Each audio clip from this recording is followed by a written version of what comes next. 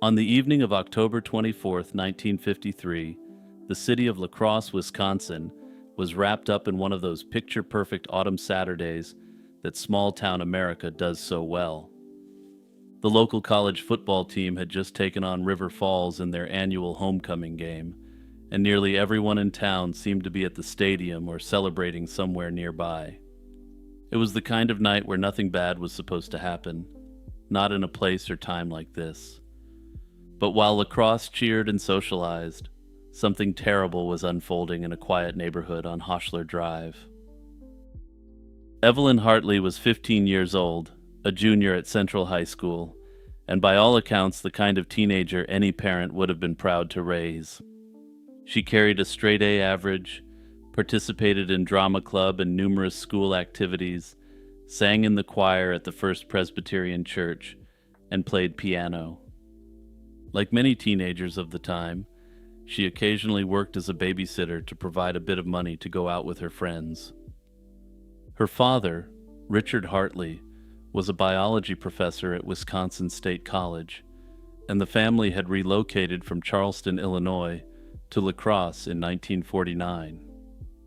Evelyn was the youngest of 4 children, though the family had already endured tragedy when one of her older brothers died of polio in 1946. That Saturday night, Evelyn had taken a babysitting job at the home of Viggo Rasmussen, a colleague of her father at the college. The Rasmussens' regular babysitter had plans to attend the homecoming game, so Evelyn was brought in as a replacement, a decision that would prove fateful. She arrived to look after the couple's 20-month-old daughter, Janice, bringing along school books with the plan to study while she slept.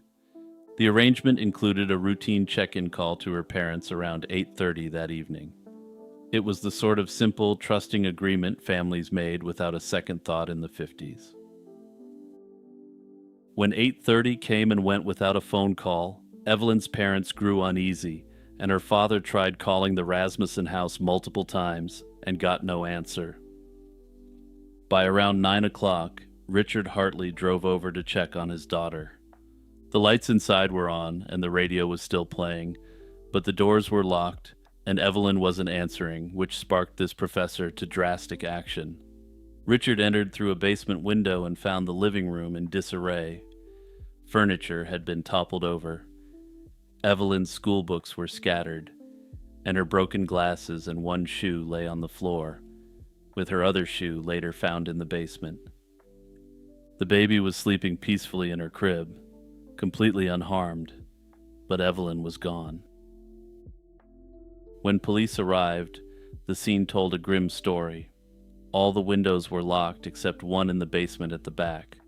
The screen had been removed and was leaning against the exterior wall, and a short stepladder belonging to the Rasmussens was positioned beneath it. Pry marks were found on several other windows. Sneaker footprints were discovered in the basement window box and inside the living room. Initially, it was unclear what had been caused by Richard's attempts to gain entry, and what had been caused by the intruder. Unfortunately, since Richard wasn't yet ruled out as a suspect, this likely caused investigative delays.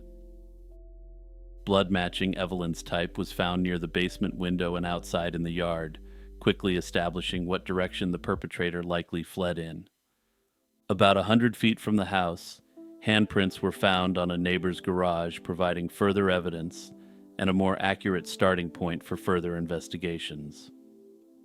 Tracking dogs picked up Evelyn's scent and followed it for 2 blocks, where the trail abruptly ended.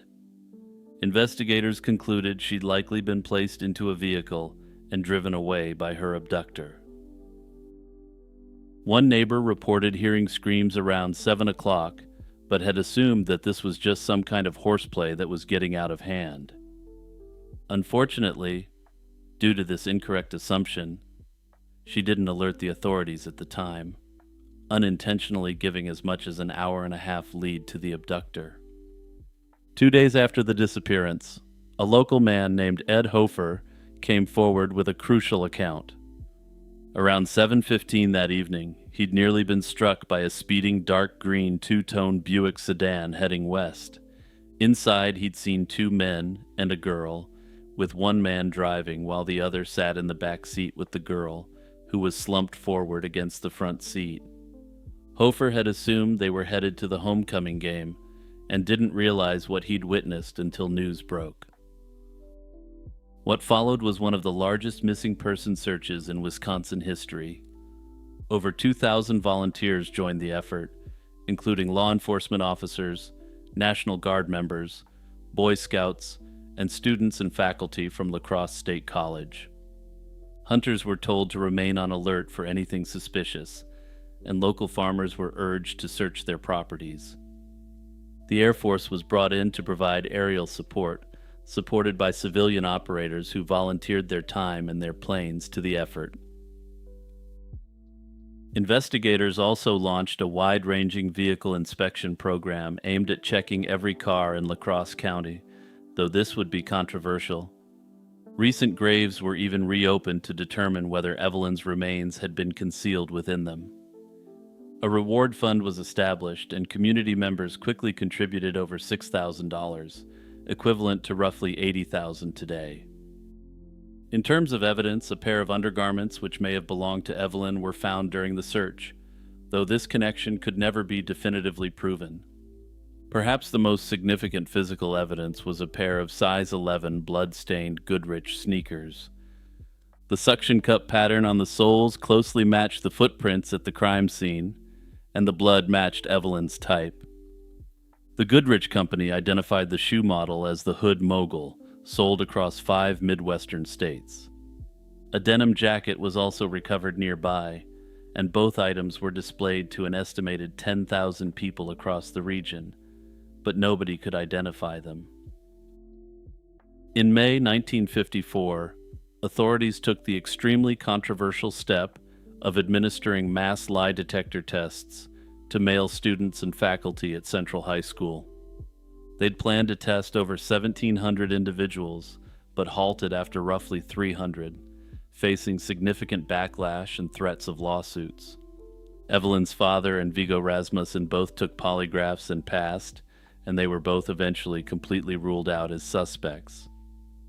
In a cruel twist, the Hartley family became the targets of an extortion attempt when a young man tried to sell them fabricated information. He was subsequently arrested for this and convicted for a variety of offenses as a result of this disturbing attempt to enrich himself from the tragedy. The most famous suspect emerged in 1957 when Ed Gein was arrested in Plainfield, Wisconsin, roughly 100 miles away. And I should make it clear here right from the start that he's often been depicted as definitively being responsible for Evelyn's disappearance. But more on that shortly.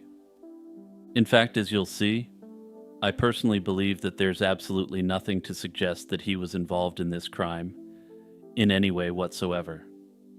That said, after police discovered human remains and horrifying artifacts in his home, a connection to Evelyn's disappearance seemed plausible at first. Ed Gein had been born in La Crosse, reportedly had family nearby, and some residents claimed to have seen him in the city on the day Evelyn vanished. However, detectives determined he wasn't in La Crosse that night, and Evelyn didn't match his known victim profile. His 2 confirmed victims were women in their 50s, and most of his other confirmed crimes primarily revolved around grave robbery. Notably, even the graves he robbed were from women who resembled his mother, not from anyone around Evelyn's age. Investigators found no physical evidence linking him to Evelyn, and he passed a polygraph test. Further, Gein wasn't known for working with others, and if Hofer's witness statement is accurate, 2 men were involved in this crime. He was officially cleared in November 1957, but despite this, speculation has persisted for decades, most recently through a fictionalized portrayal in the 2025 Netflix series. In this story, Ed Gein is depicted as the perpetrator despite no solid evidence supporting that narrative. And honestly, I really have to question that decision by Netflix, since they clearly used a real case to enhance this narrative, which is somewhat morally questionable to say the least. On the other hand, I do have to acknowledge that this is how I found out about her case. And as with any cold case, more attention is generally a good thing. However, that effect may be somewhat mitigated by the fact that Evelyn's case isn't portrayed as a cold case in the Netflix series. Over the years, investigators questioned more than 3,500 people and dealt with dozens of false confessions. The case's most tantalizing lead didn't surface until 2004, when a man named Mel Williams came forward with something extraordinary. In 1969, Williams had been recording a band performing at a local bar, as was the style at the time. He'd left his reel-to-reel tape running long after the music stopped, and it inadvertently captured a roughly 7-minute conversation. On this tape, there was a man identifying himself as Clyde Peterson, a man named Jack Gallfair, and an unnamed third party, all implicated in Evelyn's slaying. Another man at the bar pressed Peterson on the details, and the conversation claimed Evelyn had been buried in Lafarge, Wisconsin. In a very odd move, Mel Williams had tossed the tape in a box and forgotten about it for decades, until the 50th anniversary of the disappearance made headlines. Authorities described it as the best lead they'd ever received, but there was a serious problem. Peterson, Gallfair, and the unnamed third man were all dead by the time the recording actually surfaced. Gallfair had actually pulled the curtains on himself in Christmas Day 1967, which some believe may be related to the crime he allegedly committed. Despite the passage of time, the La Crosse Police Department maintains that the investigation is still open. Some original physical evidence, including the sneakers and jacket, has reportedly been misplaced over the decades. However, other materials have been preserved, and Evelyn's dental records remain available should her remains ever be located. In what may be the only thing approaching a silver lining in this tragic case, the Rasmussen's daughter, Janice, later came to believe that Evelyn had saved her life. While this is of course unconfirmed, all evidence suggests that Evelyn fought back and likely forced the home invader or invaders to flee immediately. Hey everyone, it's Jimmy here, just jumping in with a quick reminder to hit the like and subscribe buttons and the notification bell if you're enjoying my content. Also, don't forget that you can help out my channel further by supporting through the YouTube membership or the Patreon. Gary Driscoll was born on April 18, 1946, and he'd go on to carve out a place in rock history that most musicians can only dream about, even if he never became a star himself. His journey began in 1965 when he joined Ronnie Dio and the Prophets, a band fronted by a young Ronnie James Dio, who'd later become one of heavy metal's most iconic voices. The group cycled through a series of name changes, the Electric Elves, the Elves, before settling on Elf in 1969. Through every transformation, Driscoll remained behind the kit, anchoring the music with a rhythm and blues-influenced style that set him apart from harder-edged drummers of the era. Elf caught the attention of Deep Purple bassist Roger Glover, who produced all 3 of the band's studio albums. They weren't arena-filling superstars by any stretch, but they'd built a solid following and a respectable touring circuit across the Northeast. Everything changed in 1975 when Deep Purple's legendary guitarist Ritchie Blackmore came calling. Blackmore had grown restless and disillusioned with Deep Purple, and he saw in Dio the perfect frontman for his next venture. He recruited the entire core of Elf to form what would become Rainbow. The resulting debut album, Ritchie Blackmore's Rainbow, was a critical success that still holds up decades later, and Driscoll's drumming was a key part of its foundation. But here's the cruel twist. The album never led to a tour, and Blackmore fired everyone except Dio almost immediately after the recording sessions wrapped. The widely accepted explanation is that Driscoll's more relaxed style didn't mesh with the harder direction Blackmore envisioned. He was replaced by Cozy Powell, a thunderous British rock drummer who fit Blackmore's vision more neatly. Former band members were furious, feeling they'd been used as leverage to secure their legendary frontman's services and then discarded. Unfortunately, that first Rainbow album would prove to be the high-water mark of Gary Driscoll's career.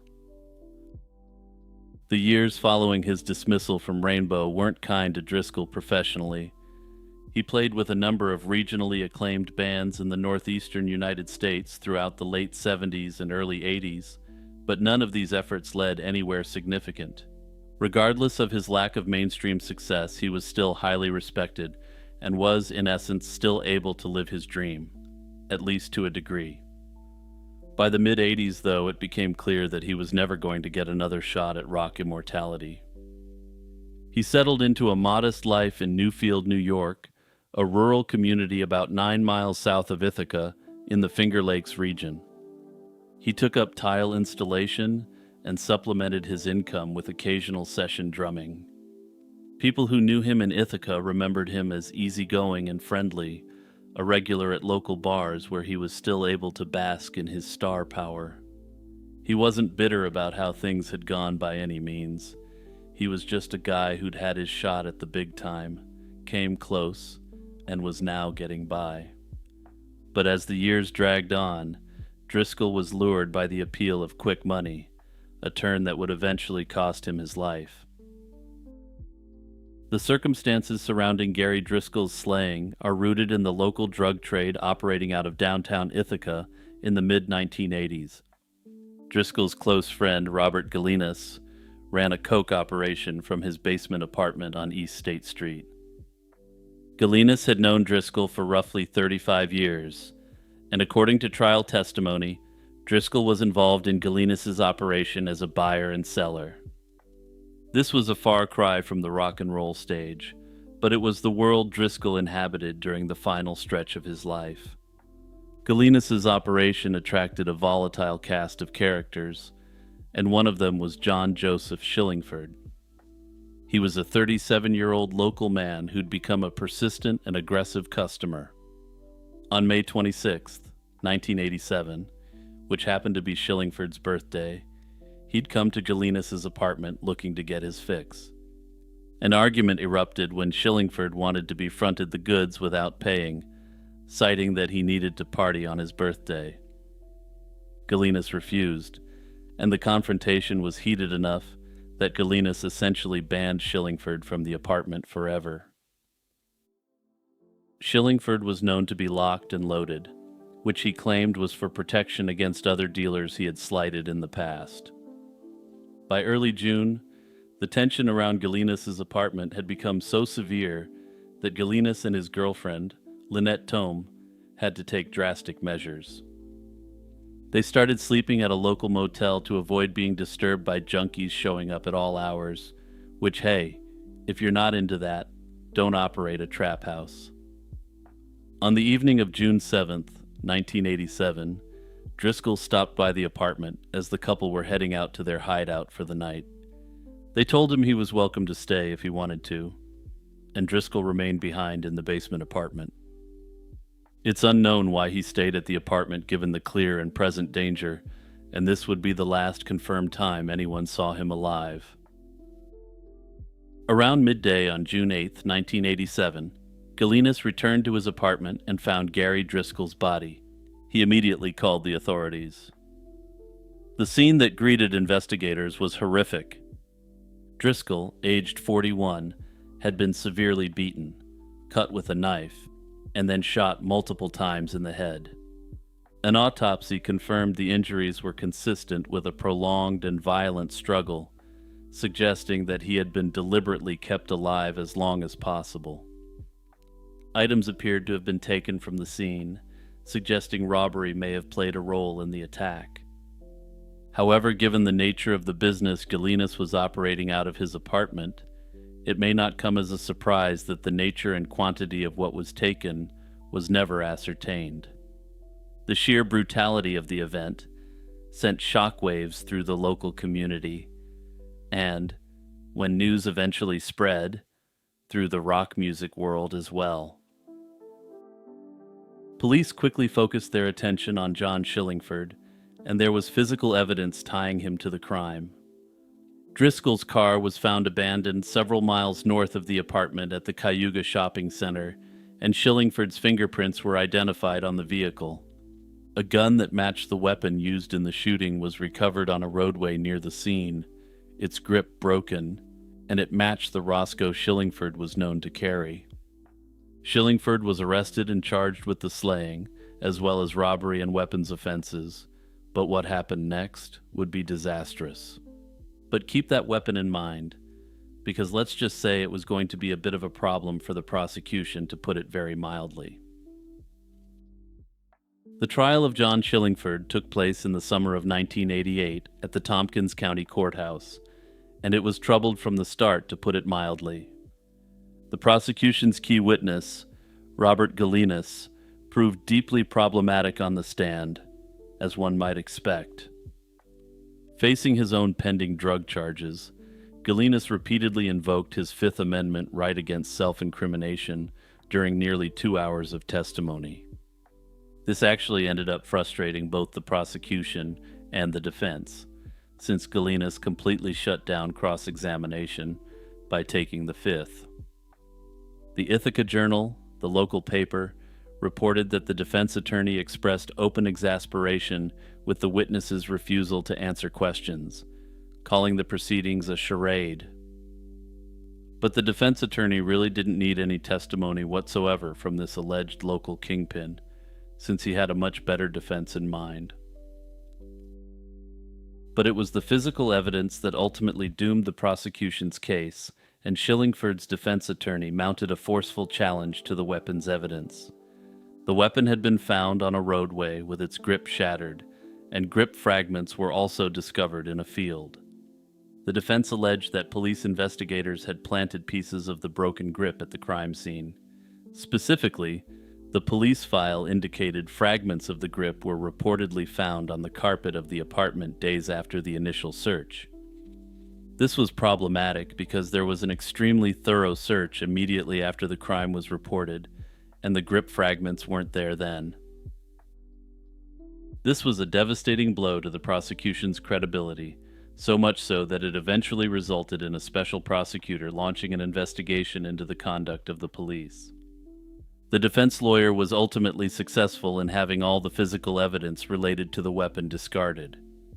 That meant that the jury had a star witness who took the Fifth at every possible occasion, and no weapon. By way of reminder, the prosecution has to prove their case beyond a reasonable doubt. And with the foundations of the case gone, they were essentially working on vibes alone. Because of this, the jury ended up acquitting Shillingford on all offenses, potentially setting a guilty person free. In the decades since the acquittal, the slaying of Gary Driscoll has taken on a life of its own in certain corners of the internet and in the rock community. Some accounts have suggested that Driscoll was flayed alive, though there's no credible evidence to support these extreme claims. One particularly persistent theory involves a ritualistic satanic sacrifice, a rumor that appears to trace back largely to statements made by Jeff Fenholt. He was Driscoll's former Bible Black bandmate, who later became a born-again Christian and an evangelist. He repudiated all his previous affiliations with the metal scene and claimed that the music was the work of the devil, at least in the way it was generally played. But he theorized that this weapon that was released on the world could be repurposed into Christian heavy metal, transforming this allegedly satanic music into something godly. Fenholt claimed Driscoll was to be his drummer on an upcoming album, and that the forces of the Dark Prince decided to take him out to stop him from spreading the good word. Under this theory, the perpetrators were actually cultists who were into heavy metal music. Unsurprisingly, contemporaneous newspaper reports from Ithaca, however, describe nothing of the sort, and there's no indication that law enforcement ever investigated a cult angle. More grounded theories focus on the slaying being connected to the business operating out of Jelines's apartment. Some accounts indicate that a second suspect, described as a person of interest, fled the United States before charges could be brought. This individual has never been publicly identified by authorities, and no further arrests have ever been made. Others believe that the police had, in essence, framed the perpetrator, though I do need to stress that Shackelford was found not guilty in a court of law. At the end of the day, Gary Driscoll's case is, in essence, not only an unsolved mystery, but an unsolvable mystery. Given the evidence tampering that took place, any potential future trial would be tainted by the investigative misconduct. Further, if Shillingford was actually the one who committed the crime, double jeopardy is in play, and he couldn't be brought to trial again regardless. That said, I don't necessarily think the evidence supports the fact that he actually committed the crime at all. Gary was staying in a trap house that was so dangerous that Galinas and Tome had decided that it wasn't safe to stay there overnight. Shillingford was just one of many distraught addicts who attended the apartment and apparently caused serious problems. There's also the fact that an unknown quantity of substances were taken as well, which may indicate that a business rival may have hit the apartment. It's also possible that Galinas may have tried to double-cross his supplier and that he was actually the intended target of the attack. For 35 years, she was known only by a first name and a borrowed label, the Becca Jane Doe. That's what investigators in Albuquerque, New Mexico, eventually called the young woman found deceased in a motel room in June of 1991. They found her body hanging from a shower head by a suitcase strap, her identity a complete mystery. She had no identification of any kind, but what she did have would spark the interest of both the authorities, and much later, the internet as a whole. She had a photo booth picture showing her alive beside an unidentified man, $500 in cash, a digital scale with a stranger's name on it, and a suitcase full of clothing. For over 3 decades, those items were the sum total of what anyone knew about her. Then, on March 5th, 2026, what would have been her 53rd birthday, the Albuquerque Police Department announced that the Becca Jane Doe had a real name. She was Becca Malakut, born in Tacoma, Washington, in 1973, and she was 18 years old when she died. This is the story of how her name was lost and how, after more than 3 decades, it was finally found. But now that Becca has her name back, there's still more questions than answers in her case. On the evening of June 3, 1991, a man named Eduardo Collin walked into the Super 8 Motel at 2500 University Boulevard Northeast in Albuquerque and rented room 233. He paid in cash, registered for 2 guests, and listed legitimate personal information on the registration slip with one exception: a false license plate number. Collin was described as a local car mechanic. He was expected to check out by 11 the following morning, but he didn't. By June 5th, motel staff realized no one had vacated the room, and a security guard was sent to investigate. The door was deadbolted from the inside, and the windows were locked. The guard used a screwdriver to force his way in. The room didn't look alarming at first. Alcohol bottles sat on the table alongside a purse, a pocketbook, a suitcase, and a photograph. But when the guard stepped into the bathroom, he found a young woman with curly strawberry blonde hair hanging from the metal shower head. She'd been dead for approximately 2 days, her body already decomposing in the dry Albuquerque heat. The air conditioning in the room hadn't been turned on, which accelerated the process significantly. The medical examiner ruled that she had done it herself while under the influence of heroin. Minor abrasions on her face and leg had already begun healing before she passed, suggesting that these weren't related to any sort of recent attack. The room showed no signs of a struggle, no blood, and no disruption to suggest anything other than a solitary act. Investigators cataloged the scene carefully. The woman stood about 5 feet 7 and weighed roughly 140 pounds. She had hazel or gray eyes and wore a multicolored tie-dye tank top from a brand called Trends, white denim Guess jeans with zippers near the ankles, and a wide metal bracelet. Her belongings included a dark blue suede purse, a gray woven pocketbook, the $500 in cash, and a digital scale bearing the handwritten name George Martinez. The now famous photograph appeared to have been taken in a mall photo booth.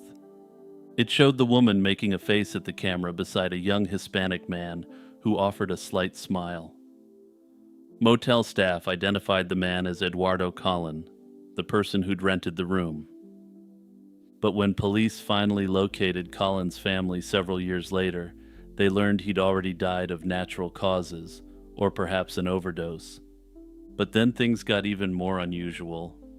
His relatives confirmed the handwriting on the registration slip was his, but stated that the man in the photograph wasn't Eduardo. Unfortunately, they had no idea who the woman was either, or whether Eduardo had any meaningful connection to these two individuals. The motel clerk had only seen Collin briefly at check-in and couldn't recall with certainty whether a woman had been with him, making the earlier identification unreliable. The name George Martinez on the digital scale, unsurprisingly, led absolutely nowhere. It's an extraordinarily common name in New Mexico, and the scale was the type commonly used for weighing substances. There was no evidence linking any particular person by that name to the case. Some theorized the name might have been a street alias scrawled on the scale by a dealer, while others believed it had nothing to do with Becca's death at all. Compounding the mystery, by the time a new detective was eventually assigned to the case, much of the original physical evidence had been destroyed. The detective believed the case could have been solved far earlier if those materials had survived. Instead, the woman remained nameless. At least 16 missing women were ruled out as potential matches over the years, and the case went cold. The case sat dormant for decades but never entirely disappeared from public consciousness, largely due to the haunting circumstances in the photograph. Amateur true crime buffs kept the story circulating, debating whether the death was truly self-inflicted or not, and speculating about who this woman might have been.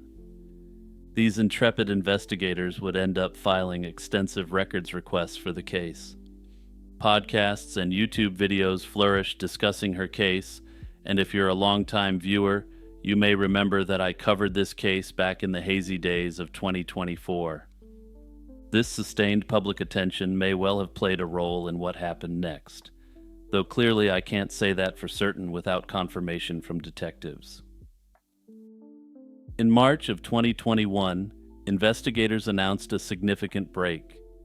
The man in the photograph had been identified and had come forward anonymously. He told police the woman's first name was likely Becca or Rebecca, and that she was possibly from the Reseda or Sylmar areas of Los Angeles County, California. He said she'd flown to Albuquerque from Los Angeles or Burbank shortly before her death. The nameless Jane Doe suddenly had a first name and a probable city of origin. Investigators began referring to her publicly as Becca Doe in official communications and appeals for information. But a first name and rough geography weren't enough to make an identification, and he was generally unsure of details about her. The genetic angle would ultimately solve Becca's case, an angle that got off to a rocky start in the second decade of the investigation. In 2009, the New Mexico Office of the Medical Investigator had submitted a genetic sample to the CADIS system, but no matches were found. The system relies on a limited number of genetic markers, and without a family member already in the database, there's no chance of a hit. The comparison unfortunately couldn't bridge the gap between this anonymous young woman and anyone who might have been looking for her. What changed everything was investigative genetic genealogy, a relatively new forensic discipline. Unlike CODIS, this approach uses whole genome sequencing to compare DNA against publicly available genealogy databases. It's a far more powerful tool, capable of identifying distant relatives and building family trees that narrow down a subject's identity. It's also extremely expensive, which is precisely why many smaller law enforcement agencies have been unable to pursue it on their own. In December of 2025, an investigator contacted the Investigative Genetic Genealogy Center at Ramapo College of New Jersey. Founded in late 2022, the center was the first of its kind in the nation, offering pro bono casework, research, and hands-on education in the discipline. It had already resolved numerous cold cases across the country, identifying individuals whose remains had gone unnamed for years or even decades. Critically, Ramapo performed the work entirely free of charge, removing the financial barrier that had stalled many agencies. But of course, being a free service and there being tens of thousands of Doe cases in America, the demand is exceptional. But Becca's case had become so widely known and talked about that her case was able to be fast-tracked. While genetic genealogy used to take years of painstaking manual research, modern technology has now changed the game, and the results came remarkably fast. By January of 2026, the investigation had produced leads pointing to a half-brother and, indirectly, a stepfather living in California. The feds worked alongside Albuquerque police to locate the stepfather in Ventura, California. He confirmed he'd had a stepdaughter and that the last time he'd seen her was in 1991, when she left the Los Angeles area.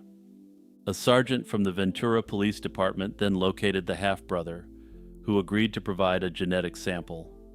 The comparison confirmed with 100% confidence that the mystery woman was his long-lost half-sister.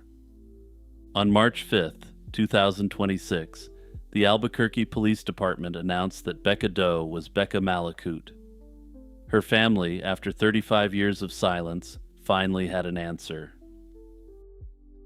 With identification came context, though less than one might hope, and it turned out that Becca was living in Los Angeles at the time of her death.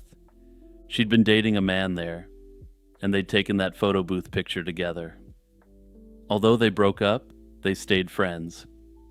The man's brother-in-law, Eduardo Collin, developed feelings for Becca, a situation that could lead to some bitterness, potentially. However, that doesn't seem to have been the case here, given what allegedly happened next. With her ex-boyfriend's knowledge, she made plans to fly to Albuquerque to meet Eduardo. Her ex dropped her off at Los Angeles International Airport. This fills in key structural gaps, since we now know Eduardo Collin wasn't a random stranger. The man in the photograph was her ex-boyfriend, the same person who came forward in 2021 with the anonymous tip that ultimately cracked the case open. The photo was a keepsake from their relationship, carried across state lines and placed on a motel room table, perhaps the last thing she looked at before she died. But vast stretches of her life remain unknown.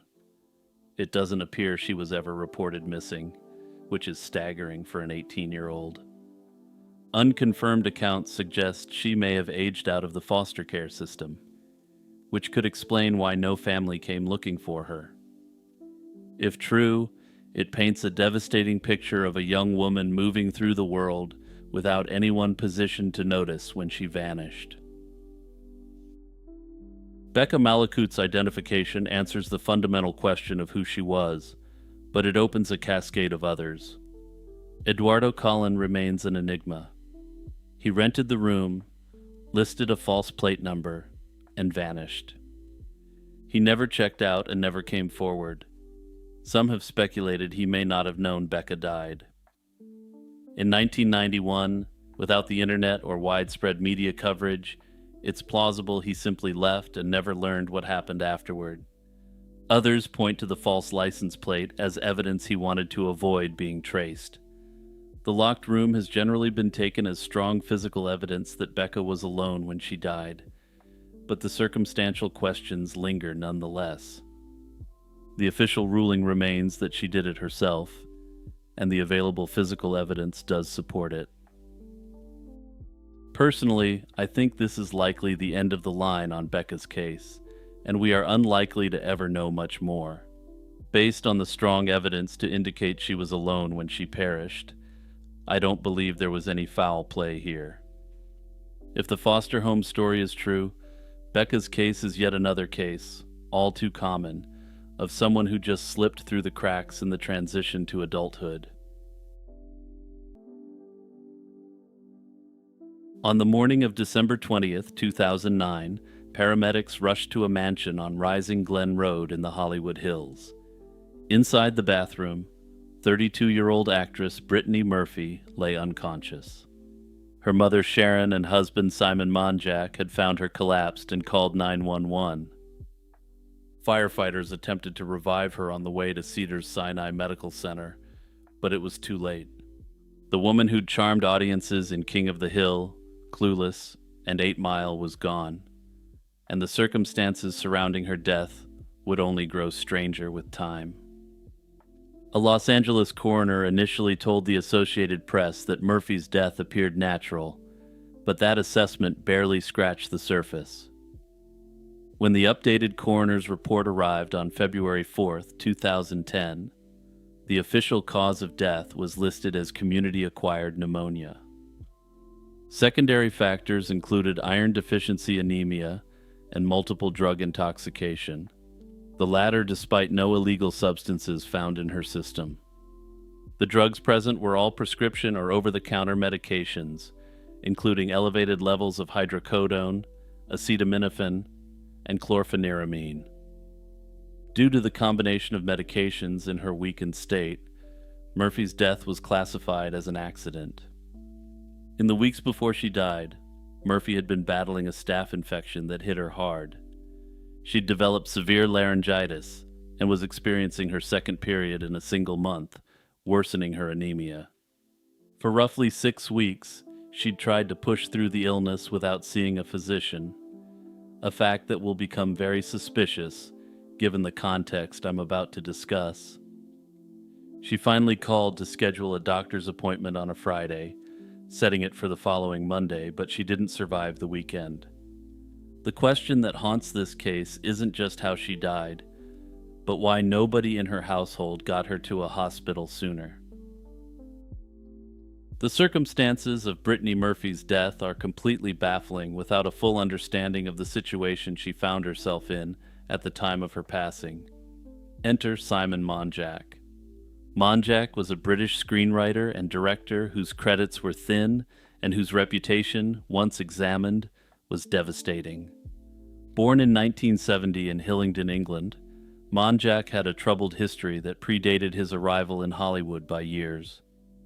He'd been evicted from multiple homes, had outstanding warrants in Virginia for alleged credit card fraud, and was successfully sued by a bank for nearly $500,000. In February 2007, he was arrested and jailed for 9 days over an expired visa. He'd told people he was a billionaire, that he'd dated Madonna and Elle Macpherson, that he owned Ferraris. He claimed that he possessed the largest private collection of Vermeer paintings in the world. There was just a little wee problem with Simon's debonair billionaire persona. None of it was true. Before meeting Murphy, Monjack had been engaged to a woman named Elizabeth Ragsdale. He'd proposed with a Tiffany's ring just 2 weeks after they met and told her he was dying of spinal cancer, claiming he needed experimental treatments derived from shark cartilage. There's something so disturbingly poetic about him choosing a shark as the animal he would allegedly be receiving this treatment from.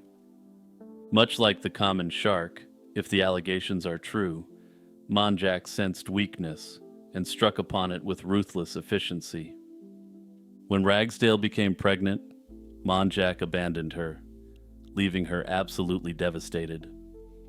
She later contacted his mother about the situation, expecting to perhaps find out that Simon had passed and discovered the entire cancer story was fabricated to manipulate her. Years afterward, when Ragsdale saw a magazine photo of Monjack alongside Murphy, she said her first reaction wasn't jealousy, it was pity for Murphy. She tried to write a warning letter but never sent it, fearing it would seem like a ploy by a bitter ex-lover. While she may have been bitter about her time with Monjack, if her treatment was anything like what happened with Murphy, that was quite honestly the only rational response to her interaction with him. Murphy and Monjack met in 2006 and married in a private ceremony in April 2007. The relationship moved fast, and the changes in Murphy's life were immediate. According to multiple friends and colleagues who later spoke in documentaries, Monjack systematically isolated Murphy from everyone around her. He convinced her to fire her agents, managers, lawyers, and accountants, claiming that they were all scheming against her in some way. He became her sole representative in all professional matters, even serving as her makeup artist on some final projects. Her phone numbers were changed, and friends who tried to reach her were told they had to go through Monjack. Actress Lisa Riefel, a close friend, later described it as though Murphy had simply disappeared. Actress Kathy Najimy recalled that everyone in Murphy's circle was frightened and bewildered by the situation. Celebrity trainer Harley Pasternak, best known for his Kanye interactions, tried to contact Murphy's team about a role and was told Monjack had taken over every function. There was no way to reach her directly, and she was completely isolated from everyone she knew, while being under his complete control. Under Monjack's management, Murphy's career deteriorated sharply. She went from starring in major studio films to working in low-budget indie productions. In November 2009, the couple traveled to Puerto Rico for a film called The Caller, but Monjack allegedly showed up on set intoxicated and caused disruptions. Murphy was let go on the first day after she refused to dissociate herself from what everyone assumed was simply an oafish husband disturbing the set. She'd also been dropped from Happy Feet 2, a major studio film that she was planning on lending her voice acting abilities to. The woman who'd once been one of Hollywood's most in-demand young talents was struggling to find work, and the man controlling her professional life appeared to be the reason. Monjack also took control of Murphy's finances. It's been estimated that he spent approximately $3 million of her money over the course of their 3-year marriage. Meanwhile, Murphy was the sole breadwinner supporting not only her husband, but also her mother, Sharon, who suffered from neuropathy after battling breast cancer. The household on Rising Glen Road had become a pressure cooker. Murphy was sick, overworked, probably broke, and cut off from the support systems that might have saved her life. She was caring for everyone around her while nobody, it seemed, was caring for her. If Murphy's death raised eyebrows, what happened next sent conspiracy theories into overdrive. On May 23, 2010, just 5 months after his wife's passing, Simon Monjack was found dead in the same Hollywood Hills mansion. Sharon Murphy discovered him unconscious in the master bedroom around 9:20 p.m. and called 911. Paramedics arrived but couldn't revive him, and he was pronounced dead at 9:45 p.m. at the age of 40. The coroner's report on Monjack's death was eerily familiar. His cause of death was listed as acute pneumonia and severe anemia, nearly identical to Murphy's case. Unlike Murphy, the medications in Monjack's system were at therapeutic levels and were not considered a contributing factor. The fact that 2 people living in the same house had died months apart from what appeared to be the same ailment was deeply unsettling to the public and to investigators. The Los Angeles County Department of Public Health investigated whether toxic mold in the home might have contributed. This fatal mold story took over news headlines at the time, but the coroner stated there were no indicators that it played any role. In January 2012, Murphy's estranged father, Angelo Bertolotti, filed a petition in the Superior Court of California. He requested that the coroner's office release hair samples from his daughter for independent testing. The initial suit was dismissed after Bertolotti failed to appear at 2 hearings, but he eventually obtained samples of Murphy's hair, blood, and tissue. He sent them to a private laboratory called the Carlson Company in Colorado, which reported finding elevated concentrations of 10 heavy metals in Murphy's system. These included antimony and barium, a substance commonly associated with rat poison, suggesting something much more sinister had happened. Bertolotti went public in November 2013, claiming the results were proof his daughter had been deliberately poisoned. The poisoning theory made national headlines, but it didn't hold up under expert scrutiny from forensic scientists. Toxicologist Bruce Goldberger, who served as president of the American Board of Forensic Toxicology, reviewed the lab report and raised serious objections. He noted that Murphy lacked a telltale sign of heavy metal poisoning at the time of death, specifically the distinctive horizontal lines across the fingernails. Without that marker, he concluded, it was unlikely heavy metals contributed to her death. Another toxicologist pointed out that hair dye alone could account for heavy metals in a hair sample. Murphy had, in fact, prepared a will. In it, she left her entire estate to her mother and included a pointed statement declaring that she'd intentionally excluded her husband. It appears that she had significant insight into Monjack's nefarious nature, but ultimately, for whatever reason, she didn't leave him. From the evidence, I believe she may have been scared to leave him, worried about what consequences she would face if she fled. By the time the spell was broken, and she evidently saw Monjack for what he really was, he had already fully isolated her from the entire world. She may have been slowly making moves so that she could extricate herself from the situation safely when she unfortunately passed away. Ultimately, it's not precisely clear to me what caused Brittany Murphy's death, and the answers don't appear to be satisfactory at all. The official record says Brittany Murphy died of pneumonia, anemia, and prescription drug intoxication.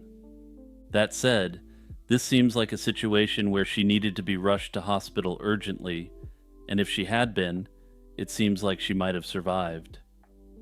That makes me question if perhaps Simon Monjack didn't want her going to the hospital, for fear that she would use it as a way to escape the prison he had built for her. Of course, that's speculation on my part, and I can't say with any certainty that there's any veracity to the allegation.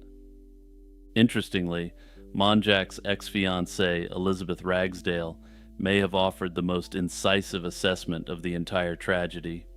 She stated her belief that even if Monjack didn't directly cause Murphy's death, but for his influence, she would almost certainly be alive.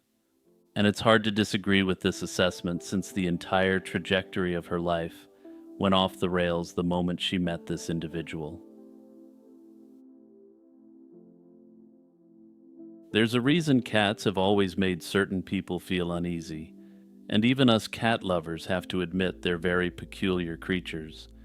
They watch you from dark corners with unblinking eyes, moving silently to reposition themselves outside your line of sight. They disappear for days without explanation, yet they don't seem to have been roughing it at all, suggesting that they may have another home.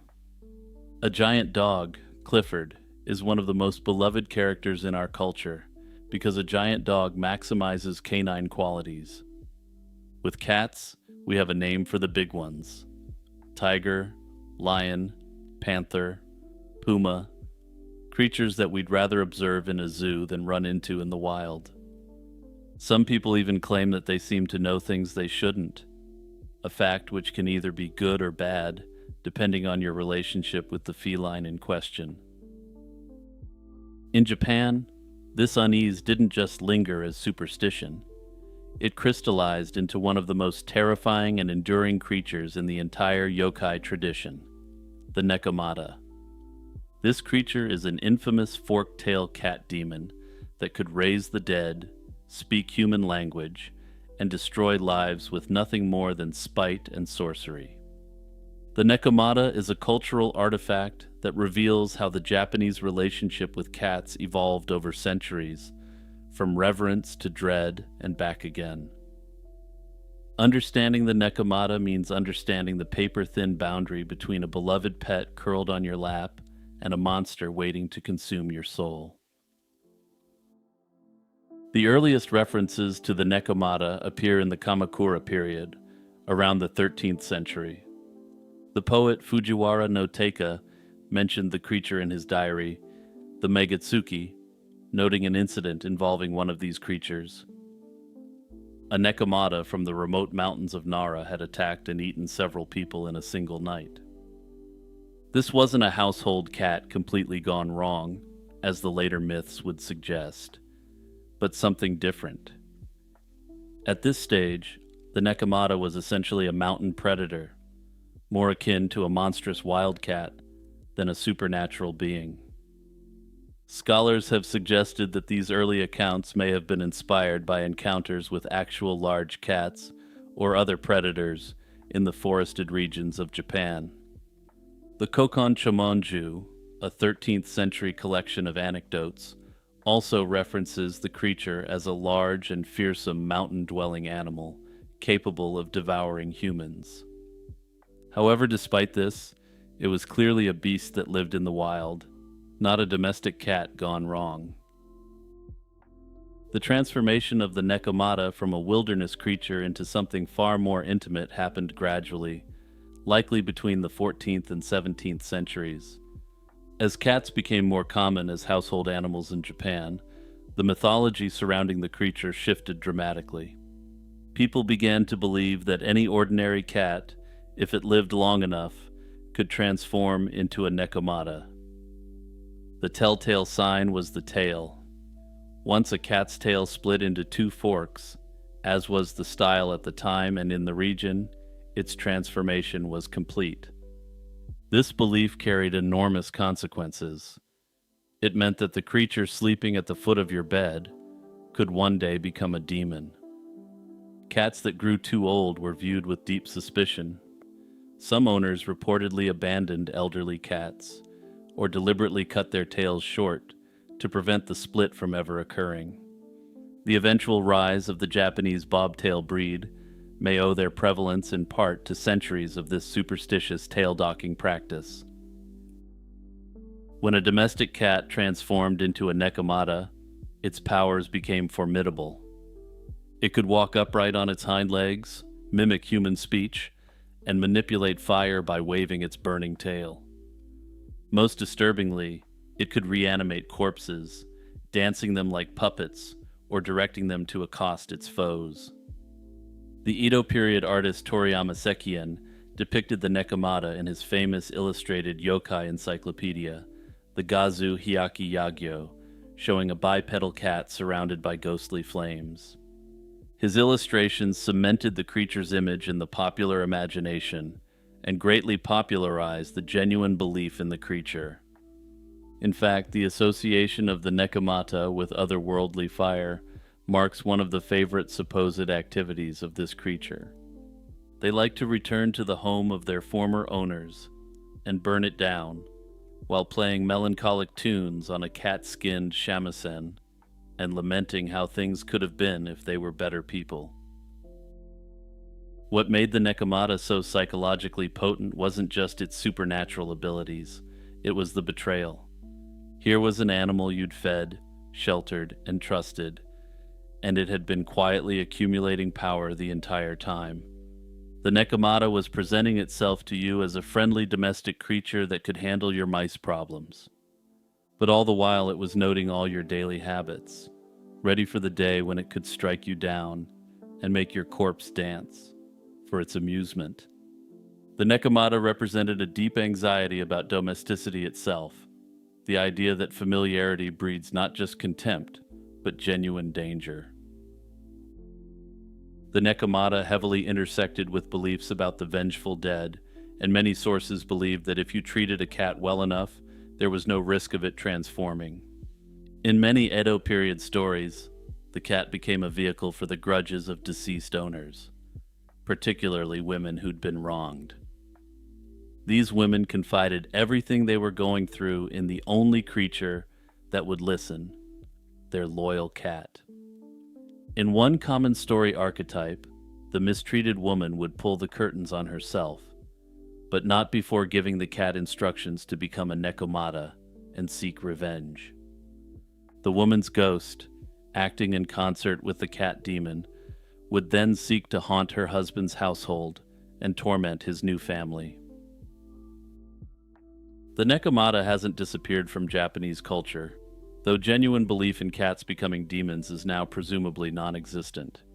It persists across manga, anime, video games, and contemporary literature, though often in significantly softened or reimagined forms. Yet the real legacy of the nekomata may be simpler than any pop culture cameo. It's there every time someone looks at a cat and wonders what it's really thinking. Looking at a cat's eyes is much different than looking into the eyes of a dog. Cats maintain an aura of mystery, even to their so-called owners, in a way dogs never do. The Japanese understood something that cat owners everywhere sense instinctively. These animals are never entirely ours. They tolerate us. They observe us. And if the old stories are to be believed, they're keeping score. And if the ledger doesn't add up in your favor, your trusted cat might grow an extra tail and burn your house down. In January 1985, a 43-year-old mathematics professor from Pennsylvania State University set out on a solo hiking trip through the remote wilderness of southern Chile. His name was Boris Weisfeiler, and he was an avid outdoorsman who'd made similar treks before.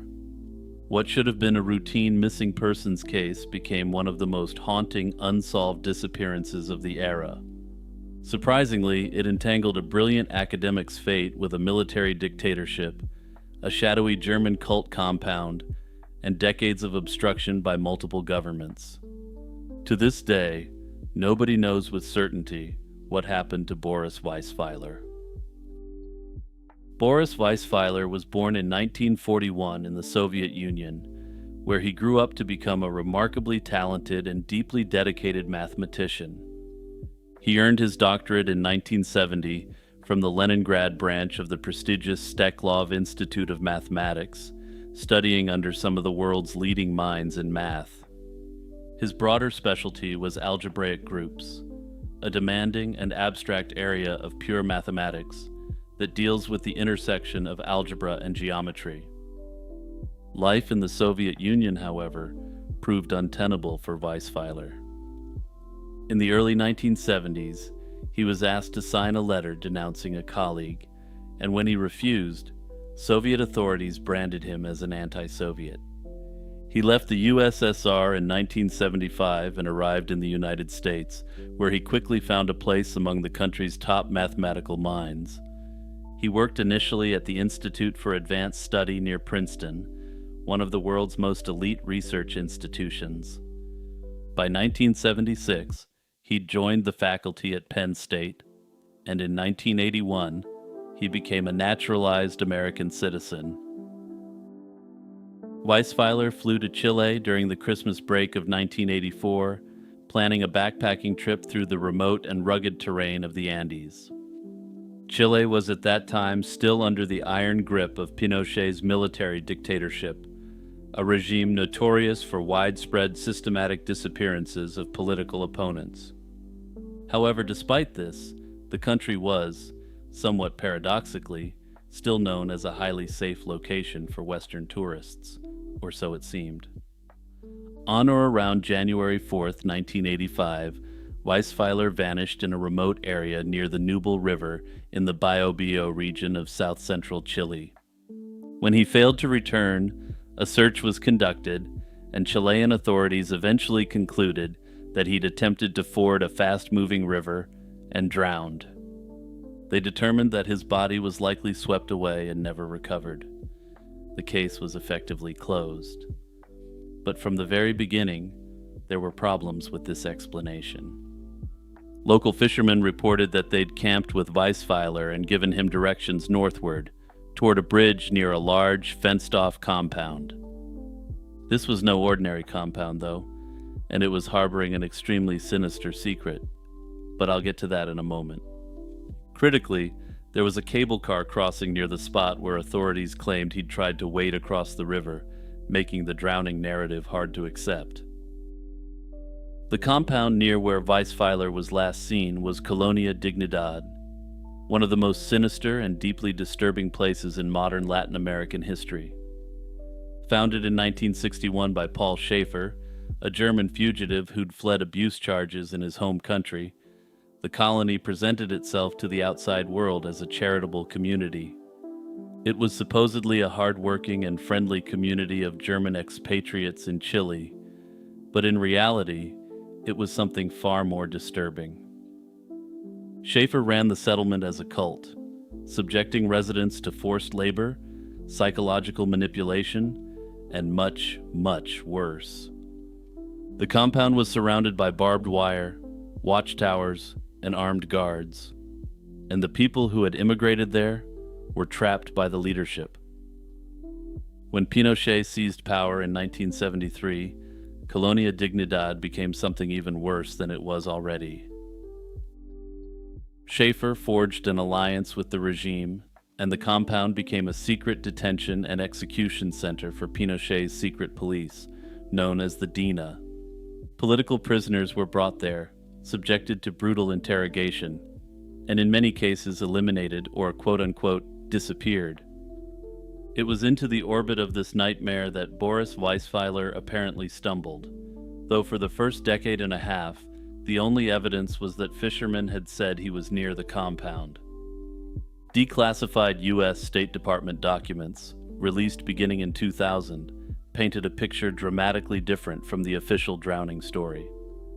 These documents suggested that Weisweiler had been detained by a Chilean military patrol operating near the colony's perimeter. According to the declassified records, he was then handed over to Colonia Dignidad under suspicion of being a foreign spy. According to the documents, this was possibly because of his Soviet Jewish background. Tragically, if this is where Boris ended up, many high-ranking members of the cult had ties to the ideology of the Third Reich. The declassified documents indicated that he was subjected to brutal interrogation and may have been executed. An unidentified source within the U.S. Embassy even reported having seen Weisweiler alive inside the colony at least 2 years after his disappearance, living in appalling conditions. Weisweiler's sister, Olga, now a retired microbiologist living in Massachusetts, has spent the better part of 4 decades fighting for answers. She's traveled to Chile multiple times, including a visit to Colonia Dignidad itself, where mid-level leaders received her reluctantly and neither confirmed nor denied her brother's presence there. Sadly, this is where this case remains today, though there does seem to be hope that this mystery may one day be solved so that his family may have closure. Notably, in my research, I ended up finding that Colonia Dignidad has been turned into a tourist attraction, of all things, which seems highly bizarre to me. And I'm not talking about a tourist attraction where you learn about the horrors that unfolded there, but rather a fun, quaint place where you can enjoy a beer and some bratwurst. There are people in this world who can't sit still when they see injustice, and Bruno Manser was one of them. Born in Basel, Switzerland, on August 25, 1954, Manser grew up in a family of 5 children and showed an independent streak from a very young age. His parents hoped he'd become a doctor, but conventional life never quite fit him, and he was drawn to the natural world in a way that couldn't be satisfied by textbooks. After completing his secondary education, he spent years working as a shepherd on Swiss alpine pastures, developing interests in handicrafts, natural healing, and caving. His refusal to serve in Switzerland's mandatory military led to a 4-month prison sentence, a consequence he accepted on principle. This would perhaps foreshadow the sort of thorn in the side of authority he was going to be throughout his life. In 1984, everything changed, and Mansur traveled to the Malaysian state of Sarawak on the island of Borneo, initially joining a caving expedition to Gunung Mulu National Park. There he encountered the Penan people, one of the last nomadic hunter-gatherer groups on Earth, and something clicked. He separated from his caving team and walked into the rainforest. What was supposed to be a visit became a 6-year immersion into every aspect of their life and culture. He learned their language, adopted their customs, mastered jungle survival skills, adopted their traditional dress, and became fully integrated into their society. The Penan gave him the name Laki Penan, meaning Penan man, and the community's leader treated Bruno like his own adoptive son. During those years, Mansur meticulously documented Penan culture through detailed illustrations, written observations, and over 10,000 photographs. These records would later be recognized as invaluable ethnographic and historical documents. But the paradise Mansur had found was under siege. During the 1980s, logging companies backed by powerful political interests began systematically clearing the region's rainforests. The destruction was devastating for the Penan. Their hunting grounds shrank, their drinking water was contaminated, and the animals they depended on fled. At the center of this machinery of deforestation, according to Mansur, was Abdul Taib Mahmud. He served as Sarawak's chief minister from 1981 and simultaneously held the portfolios of finance minister and minister for natural resources. This concentration of power meant that Mahmud had absolute control over the issuance of logging concessions across the entire state. Bruno Mansur would later allege that he used this authority to enrich himself, his family, and his allies, allegedly building a massive fortune. In 1987, the Penan launched a series of peaceful road blockades along logging routes in the Upper Baram region. These protests drew international media attention and infuriated the logging companies and the Sarawak government alike. Mahmud declared Mansur an enemy of the state and sent a commando unit into the jungle to capture him. Mansur evaded arrest and, concluding that he could do more good for the Penan from abroad, managed to slip out of Sarawak in 1990 without being identified. Back in Basel, Mansur threw himself into activism with the same intensity he'd brought to jungle life. In 1991, he founded a non-profit organization dedicated to rainforest conservation and the defense of indigenous rights in Sarawak.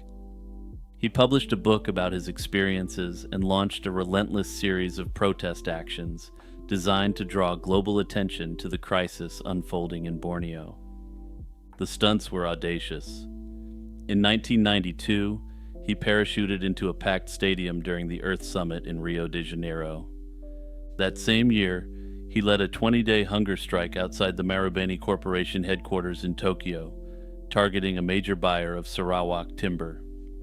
In 1993, he undertook a 60-day hunger strike in front of the Swiss Federal Parliament in Bern, demanding an import ban on tropical timber and mandatory labeling for wood products. Despite all this attention, the logging didn't stop, and he figured the only chance he had was to negotiate directly with Taib Mahmud himself.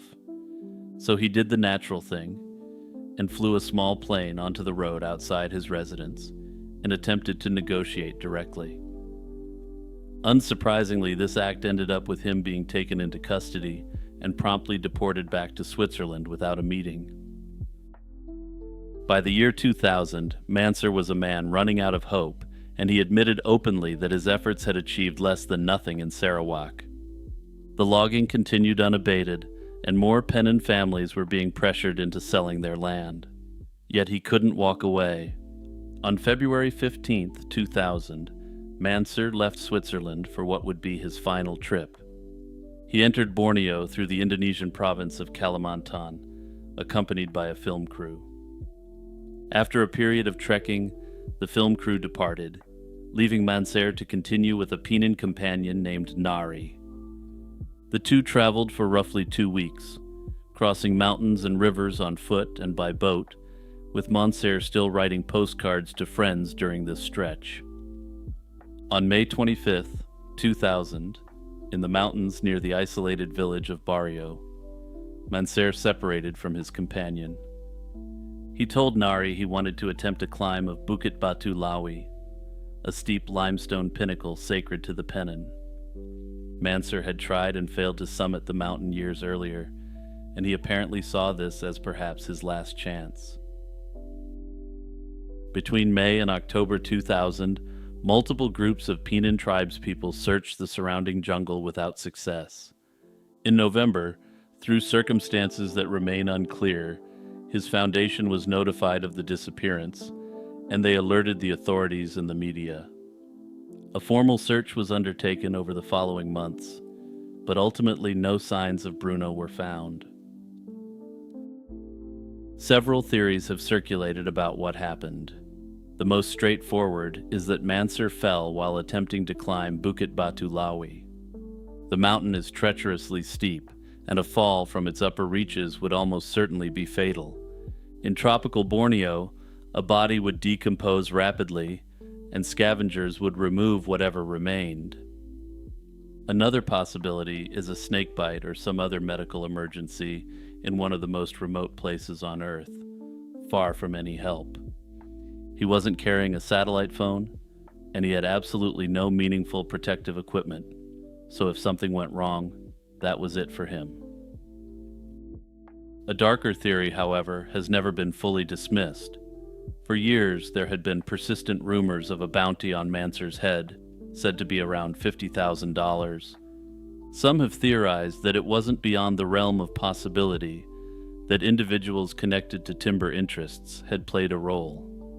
However, those who have argued against this theory note that Manser had been captured and detained by the authorities before and simply been deported. Despite all these hostile encounters with government officials, Manser himself never publicly recorded that his life was in danger. Ultimately, unless new evidence comes out, Bruno's disappearance is likely to remain forever an unsolved mystery. Of all the folklore attached to the Tudor dynasty, few are as bizarre or as persistent as the legend of the Bisley Boy. The claim, stripped to its essentials, is extraordinary, that the girl known to history as Elizabeth I died as a child. She was then secretly replaced by a boy from the Gloucestershire village of Bisley, who then went on to rule England for 45 years, disguised as a woman. It touches on real gaps in the historical record and plays on genuine mysteries surrounding Elizabeth's personal life. But upon close historical examination, it all falls apart entirely. The tale's most commonly cited origin traces back to the Reverend Thomas Keble, a Victorian clergyman who served as vicar of Bisley in the mid-19th century. According to local tradition, Keble discovered the remains of a young girl in a stone coffin during construction work in the village. The coffin was reportedly found in what had once been the grounds of Overcourt, a manor house where the young Princess Elizabeth is believed to have stayed during parts of her childhood. Keble apparently connected the discovery to a local legend already circulating in the village, one that claimed the young princess had died there during a visit. Now, it's important to mention here that this was unwritten local folklore filtered through Keble, who clearly had a narrative he wanted to weave, so keep that in mind. In this telling, she had been hastily replaced by a local child to avoid the wrath of her father, Henry VIII, who, as you may have heard, wasn't the most reasonable man in history. The story gained significantly wider exposure when Bram Stoker, best known for Dracula, included a detailed account of the legend in his 1910 book, Famous Impostors. Stoker presented the tale with a degree of credulity that surprised many of his readers, spending a full chapter laying out the supposed evidence. He treated it as a genuinely plausible historical scenario rather than mere village gossip. His retelling gave the myth a literary respectability it hadn't previously enjoyed, and ensured it would reach far beyond a localized audience. Stoker ultimately drew on the Keble tradition and on various circumstantial oddities about Elizabeth's life. While the work was roundly dismissed by scholars at the time, it has enough of a factual basis to convince many educated people it was theoretically plausible. The core narrative of the legend runs roughly as follows.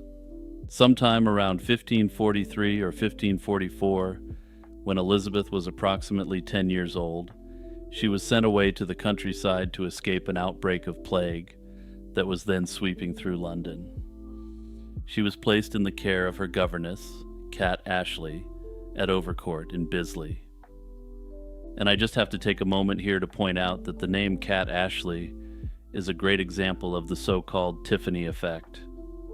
This is an observation that many historically valid names can sound ahistorical, given how modern they sound, but I'm clearly digressing here.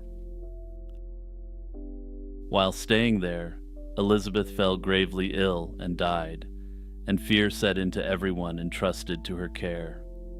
Ashley and those in the immediate household panicked, knowing that Henry VIII was due to visit shortly, and were worried they would be executed for letting anything happen to Elizabeth.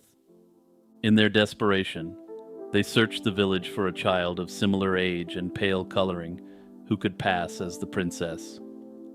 The only suitable candidate they could find was a boy, a young redhead from a local family who bore just enough resemblance to Elizabeth to serve as a temporary stand-in. According to the legend, the deception was intended to be brief, but proved impossible to undo. The boy was dressed in Elizabeth's clothes, presented to Henry, and the substitution was never revealed. From that point forward, this unnamed village boy lived as Elizabeth, eventually ascending to the throne in 1558 and ruling until 1603. The legend uses this supposed switch to explain several well-known aspects of Elizabeth's life and reign. Proponents of the Bisley Boy theory have, over the years, pointed to a handful of historical curiosities to support their case. Elizabeth's lifelong refusal to marry is the most frequently cited piece of supposed evidence. Despite enormous political pressure from her council and parliament, she never took a husband. The legend's supporters argue this was because marriage would have required a level of what I'll politely call physical intimacy that would have exposed the deception, to put it mildly. Related to this is the Queen's well-documented insistence on privacy regarding her body. She controlled access to her bedchamber with what proponents claim was unusual rigor, and her ladies of the bedchamber were carefully selected and sworn to discretion. There's also the matter of Elizabeth's physical appearance, and contemporaries sometimes commented on her strong features and her height, which was notable for a woman of the period. However, they never commented that she appeared to be a man, but rather that she ruled with the authority expected of a man of the era, an important distinction. The legend latches onto these descriptions as evidence that the Queen was biologically male. Additionally, Elizabeth famously ordered that no post-mortem examination be performed on her body after death, a request that was honored. Supporters of the myth treat this as a final act of concealment, a last effort to ensure the secret died with the impersonator. The discovery in Bisley itself adds a layer of physical evidence, assuming of course that it is true as reported by Keble. The stone coffin Keble reportedly found contained the remains of a girl dressed in fine Tudor-era clothing. The clothing, they argue, was far too expensive for a commoner and must have belonged to someone of high status. However, this of course fails to note that the area was home to rural nobility regardless, individuals of sufficient wealth to host a princess. It seems likely to me that this coffin may have contained the remains of a relative of one of these wealthy and powerful local nobles. Historians have consistently and firmly rejected the Bisley Boy legend, and the reasons for this aren't hard to understand. The logistical impossibilities alone are staggering. Elizabeth was not an obscure or unobserved figure, even as a child. She was a princess of England, educated by some of the finest tutors in the country, and she was surrounded by courtiers, servants, and family members from birth.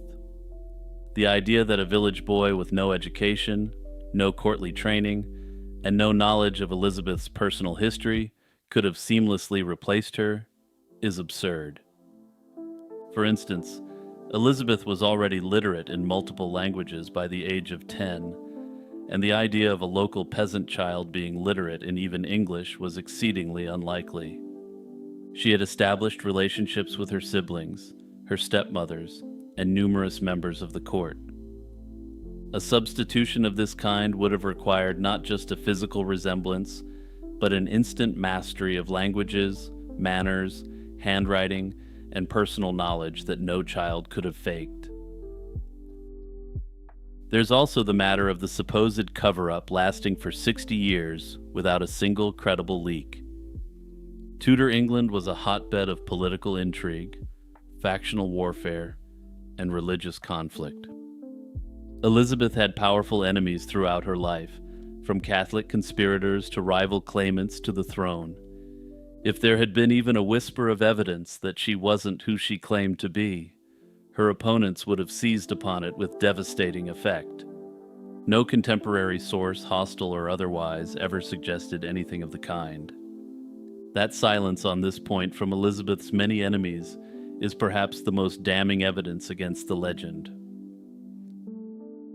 The circumstantial evidence cited by proponents also crumbles under closer examination. Elizabeth's refusal to marry can be far more convincingly explained by political calculation, personal preference, and the traumatic experiences of her youth. After all, she lived through the execution of her mother, Anne Boleyn, and the fates of several of her father's other wives were famously grim as well.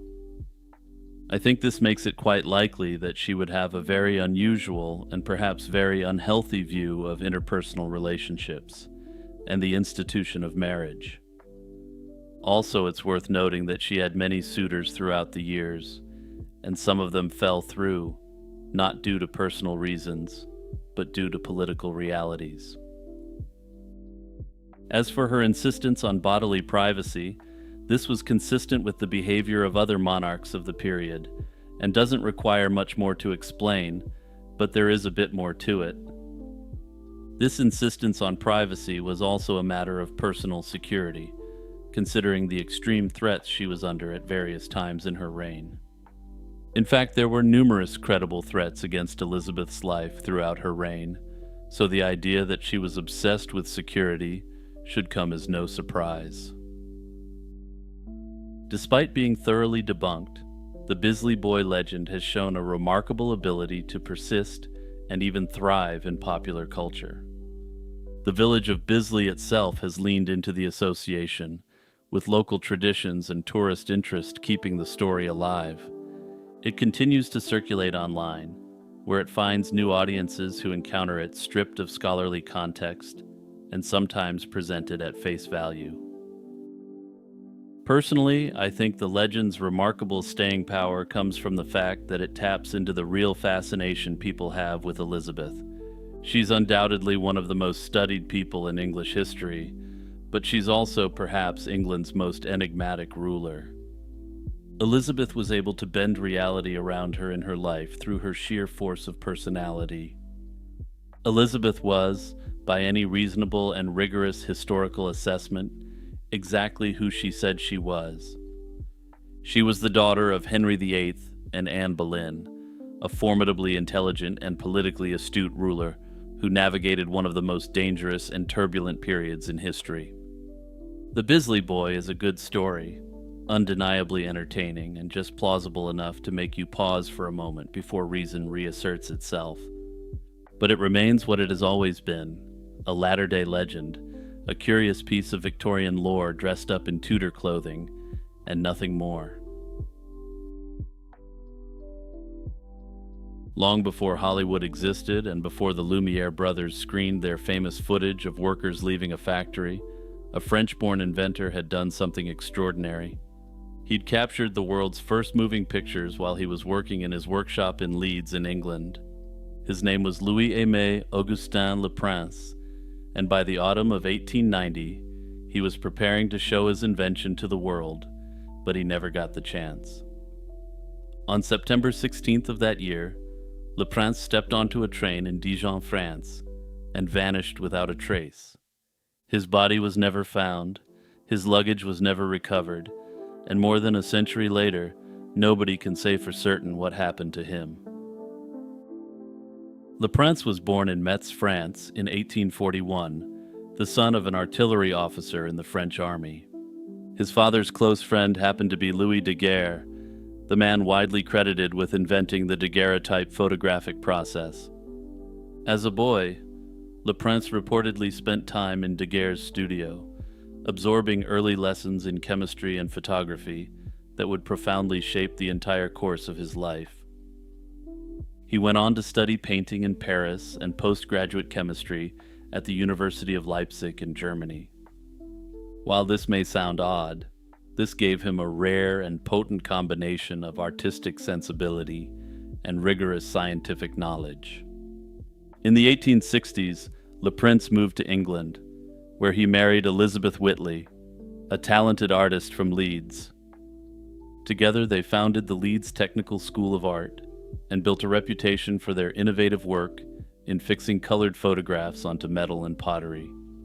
Their clients included Queen Victoria and Prime Minister William Gladstone. But despite this big league patronage, Leprince had financial troubles, a fact that'll be important shortly.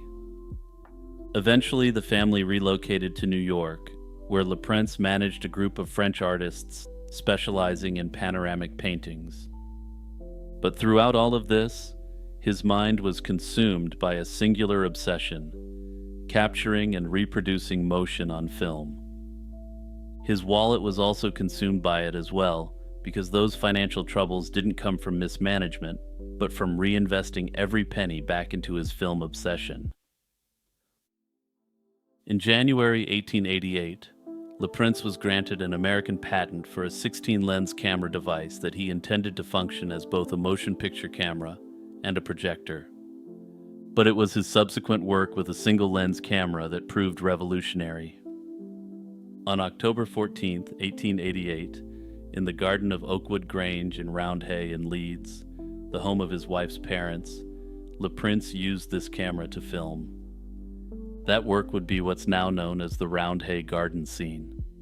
The short clip shows his son, his father-in-law Joseph Whitley, his mother-in-law, and a family friend walking and laughing in the garden. It lasts only roughly 2 seconds, but it's arguably the oldest surviving motion picture in existence. During that same period, Leprince also filmed his son playing an accordion, and at some point in the following months, captured footage of horse-drawn traffic crossing Leeds Bridge. Those close to him later testified that he'd successfully projected these films in his workshop, though no public demonstration ever took place.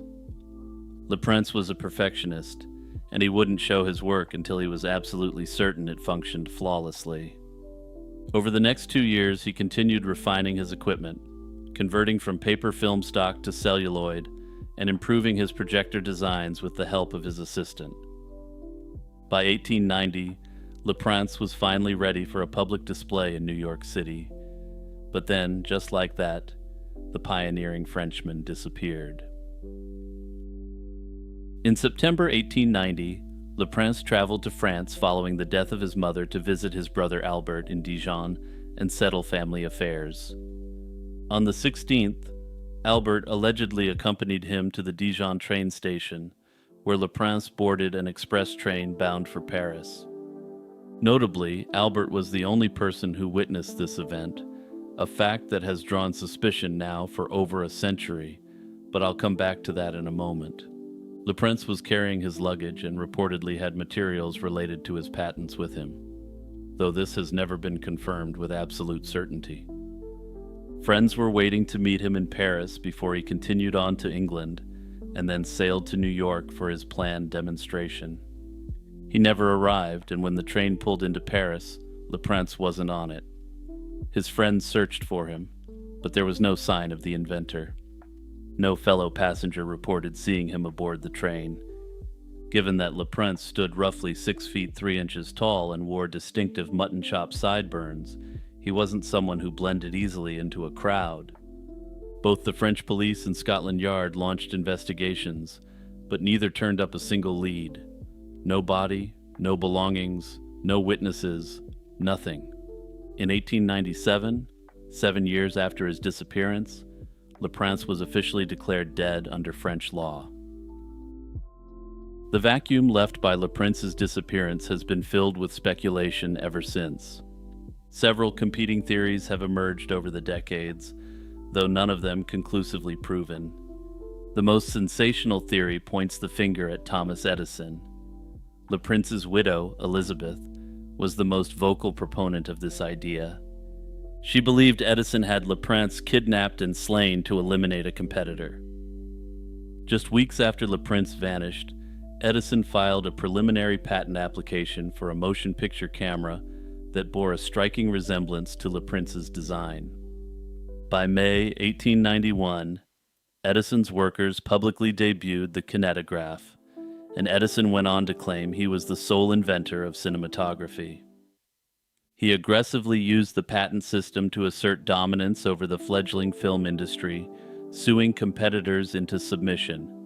However, no hard evidence has ever directly connected Edison or anyone in his employ to Le Prince's disappearance.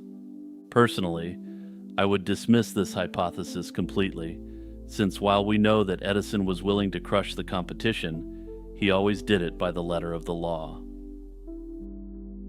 Another theory focuses on Le Prince's brother, Albert, and this is the idea that I personally prefer. He was the last person known to have seen Le Prince alive, and there was a financial dispute between them over their mother's estate. By 1890, Le Prince had accumulated extremely significant debts working on his various projects.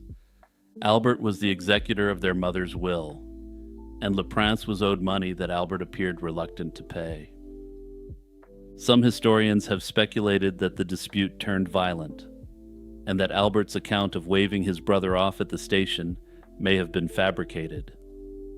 However, surviving letters between the brothers suggest a warm relationship, and Le Prince's descendants have pushed back against this theory.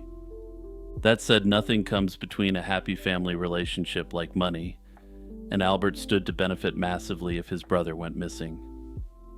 But while I did say this is the theory I prefer, it's entirely circumstantial, and I fully admit that there's no hard evidence for it. I do find it very odd that no one on the train saw Le Prince, though, given how unusually tall he was, especially for the time. For decades, Le Prince's contributions were largely forgotten, and Thomas Edison received credit in America, while the Lumiere brothers took their share of the spoils in France. It wasn't until the 1920s that serious attention returned to Le Prince's work, and recognition has grown steadily since.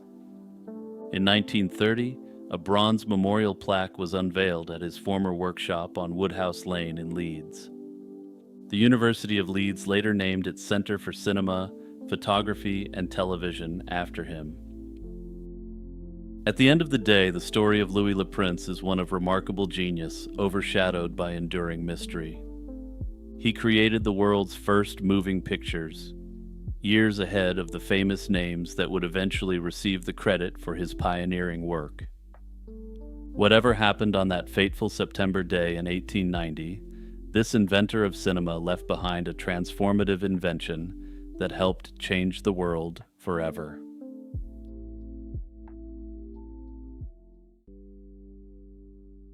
Here's a question that's haunted scientists, theologians, philosophers, and just about every curious person who's ever looked up at the night sky. How did life begin? Not how it evolved or diversified, but how did the very first living thing emerge from a planet that had absolutely nothing alive on it? This is the mystery of abiogenesis, and it remains one of the most profound unsolved puzzles in all of science. Abiogenesis refers to the natural process by which life arose from non-living matter. It's a concept sitting at the intersection of chemistry, biology, geology, and even astronomy. And despite decades of progress, we still don't have a definitive answer. What we do have is a collection of compelling hypotheses, groundbreaking experiments, and tantalizing clues that together paint a fascinating, if incomplete, picture.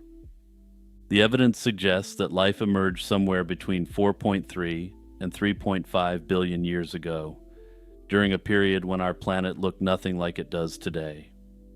There was no oxygen in the atmosphere. The oceans were a churning cauldron of chemical reactions, and the surface was battered by asteroid impacts. And yet somehow, in the midst of all that chaos, chemistry somehow changed and became biology, perhaps in a single instant. The modern scientific investigation of abiogenesis arguably began in the 1920s, when two researchers working independently proposed strikingly similar ideas. Alexander Oparin, a Russian biochemist, and John Haldane, a British evolutionary biologist, both suggested that Earth's early atmosphere played a role. This atmosphere, as it then was, lacked free oxygen and could have provided the right conditions for simple organic molecules to form. Haldane famously envisioned the early oceans as a kind of primordial soup, rich in the chemical building blocks that would eventually give rise to the first living cells. This idea remained largely theoretical until 1953, when Stanley Miller, a graduate student working at the University of Chicago, designed an elegantly simple experiment to test it. Miller filled a sealed apparatus with water, methane, ammonia, and hydrogen, gases thought to represent the early atmosphere, and subjected them to sparks simulating lightning. After just a week, the results were extraordinary and proved that something classified as organic could come from nothing. Now, just to be clear here, organic doesn't mean something that's living. In this context, it simply means that there are compounds which contained carbon. Analysis of the resulting solution revealed the presence of several amino acids, including glycine and alanine, which are fundamental building blocks of proteins. When scientists reanalyzed preserved samples from Miller's experiments decades later using modern equipment, the results were even more amazing. They found that the original setup had actually produced more than 20 different amino acids, far more than Miller had been able to detect with the technology of his era. While the Miller experiment didn't create life, it demonstrated something revolutionary. The basic molecular components of living organisms could form spontaneously from inorganic materials under the right conditions. It opened the floodgates for origin of life research and remains one of the most important experiments in the history of biology. One of the most significant challenges in understanding abiogenesis is what scientists sometimes call the chicken and egg problem. In all modern life, DNA stores genetic information, RNA helps translate that information, and proteins carry out the work of the cell. But none of these three types of molecules can function or reproduce without the others, hence a classic chicken and the egg scenario. The leading answer to this question is the RNA world hypothesis, which, as the name suggests, hasn't been definitively proven yet. First proposed by Alexander Rich in 1962 and later named by Walter Gilbert in 1986, this idea suggests that these molecules served as catalysts for chemical reactions. Scientists have discovered that RNA molecules called ribozymes can indeed catalyze chemical reactions. The ribosome, the molecular machine that builds proteins in every living cell, is itself fundamentally an RNA-based enzyme. According to scientists, these molecular structures strongly suggest that this molecule played a much larger role in early life than it does today, and that it had a function before DNA. If the question of how life began is complicated, the question of where it began is nearly as contentious. Two leading candidates have dominated the debate for years: deep-sea hydrothermal vents and shallow terrestrial hot springs. The hydrothermal vent hypothesis gained significant momentum in 2016 when a team of researchers at Heinrich Heine University in Düsseldorf in Germany found something interesting. They conducted a massive analysis of more than 6 million protein-encoding genes from nearly 2,000 modern microbial genomes. They identified over 300 protein families that could be traced back to the last universal common ancestor of all life, commonly known as the LUCA. The genetic profile that emerged painted a picture of an organism that was anaerobic, thermophilic, and dependent on hydrogen gas and carbon dioxide for energy. This is a lifestyle perfectly suited to the environment around deep-sea hydrothermal vents, where superheated water rich in minerals pours from fissures in the ocean floor. Meanwhile, the competing hypothesis involving terrestrial hot springs hasn't been fully ruled out. Proponents of this view point out that certain key chemical reactions necessary for life require periods of drying to proceed effectively.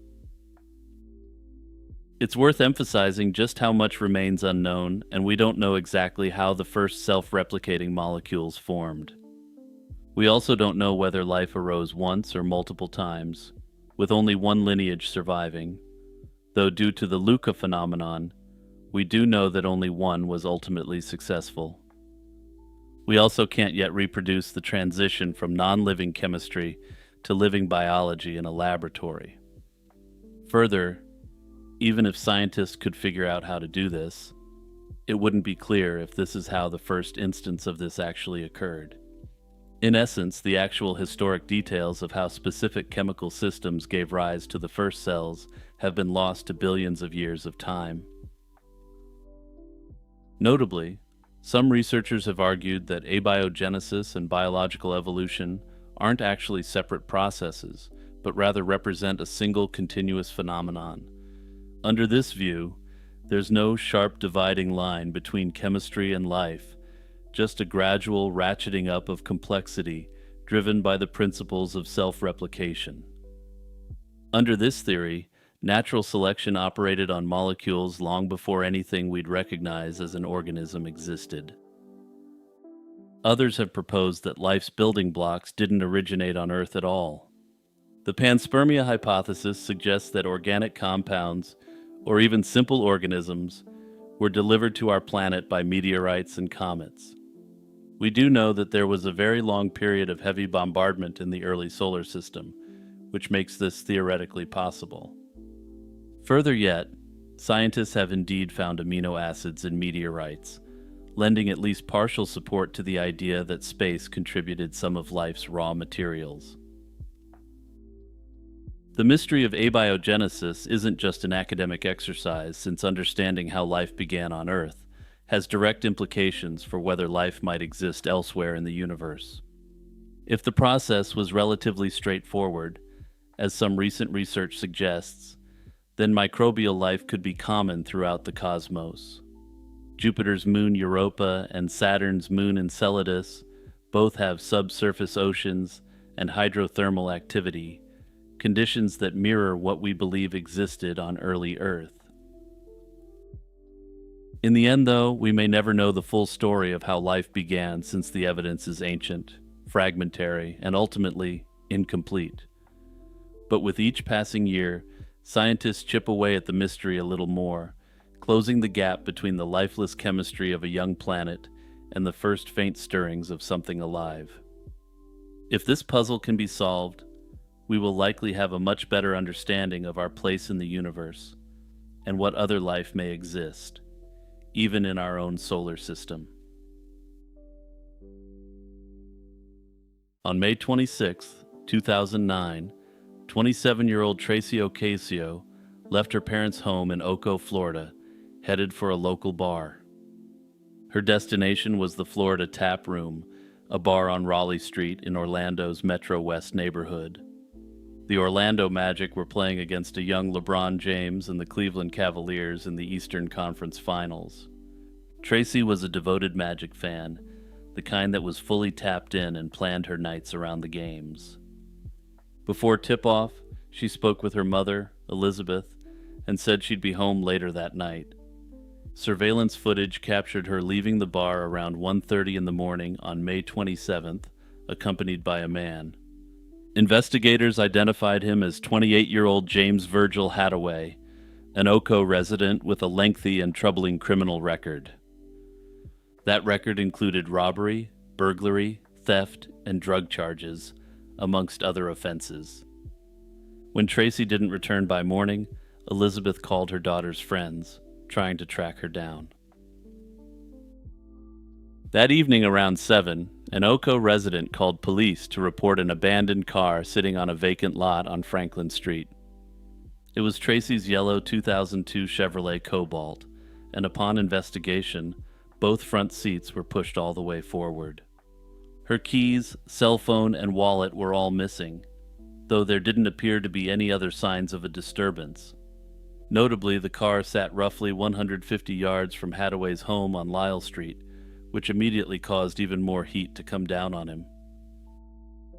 Oco police detectives quickly brought Hadaway in for questioning, and surprisingly, given his previous encounters with law enforcement, he didn't lawyer up. He said he'd met Tracy at the tap room a couple of weeks earlier and that she'd offered him a ride home. According to his account, they arrived at his house around 2 in the morning. He suggested they smoke pot together, but she didn't like the harder stuff he had around, got a bad feeling, and left shortly after on her own. It was a tidy story, and on its face, entirely plausible. But the problem was that Tracy's cell phone records told a very different tale. When Elizabeth called her daughter's phone around 7 that morning, it pinged near Hadaway's property. Tracy's phone had been near his home for hours after he claimed she'd already driven away. His story also failed to account for how close her vehicle was found to his house.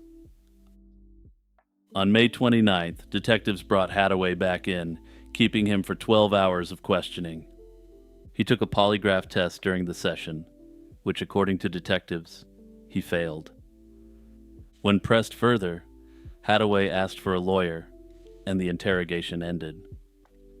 Police executed a search warrant on Hadaway's home on June 1st, 2009.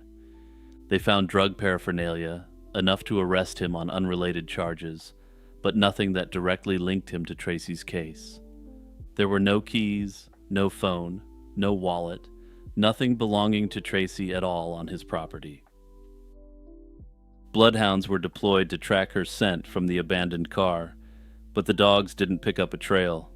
Handlers believed she'd never exited the vehicle there on her own, suggesting someone else had driven and parked it. On June 3rd, a massive search was launched involving canine units, horses, four-wheelers, and the sheriff's office dive team. The dense Florida vegetation and swampland made the operation brutal, and at the end of the day, they found absolutely no trace of Tracy. Within minutes of Hadaway's arrest being broadcast on the local news, something happened that would sharply reshape the investigation. A woman named Rachel Clark called the detective assigned to the case, saying she recognized Hadaway. Clark told police that in August 2008, Hadaway had attacked her after she gave him a ride home from a party. Her account was chilling in its similarity to Tracy's disappearance. She said that as they arrived at an apartment complex, Hadaway grabbed her and began choking her inside the car. Clark managed to break free, but he chased her down, tackled her to the pavement, and slammed her head against a curb. She'd filed a police report at the time, but Seminole County officers hadn't been able to locate Hadaway. Now, with his face on the news in connection to Tracy's case, Clark finally had a chance to pursue justice. Seminole County immediately reopened the case against Hadaway. Hadaway was extradited from Oco, and the substance charges were eventually dropped in favor of putting all resources into the far more serious ones. He was charged with the attempted slaying, burglary, robbery, and false imprisonment of Clark. At trial, a jailhouse informant named Thomas Malloy testified against Hadaway from behind a curtain. Malloy, a convicted bank robber in the Federal Witness Protection Program, said Hadaway had confessed to strangling Clark.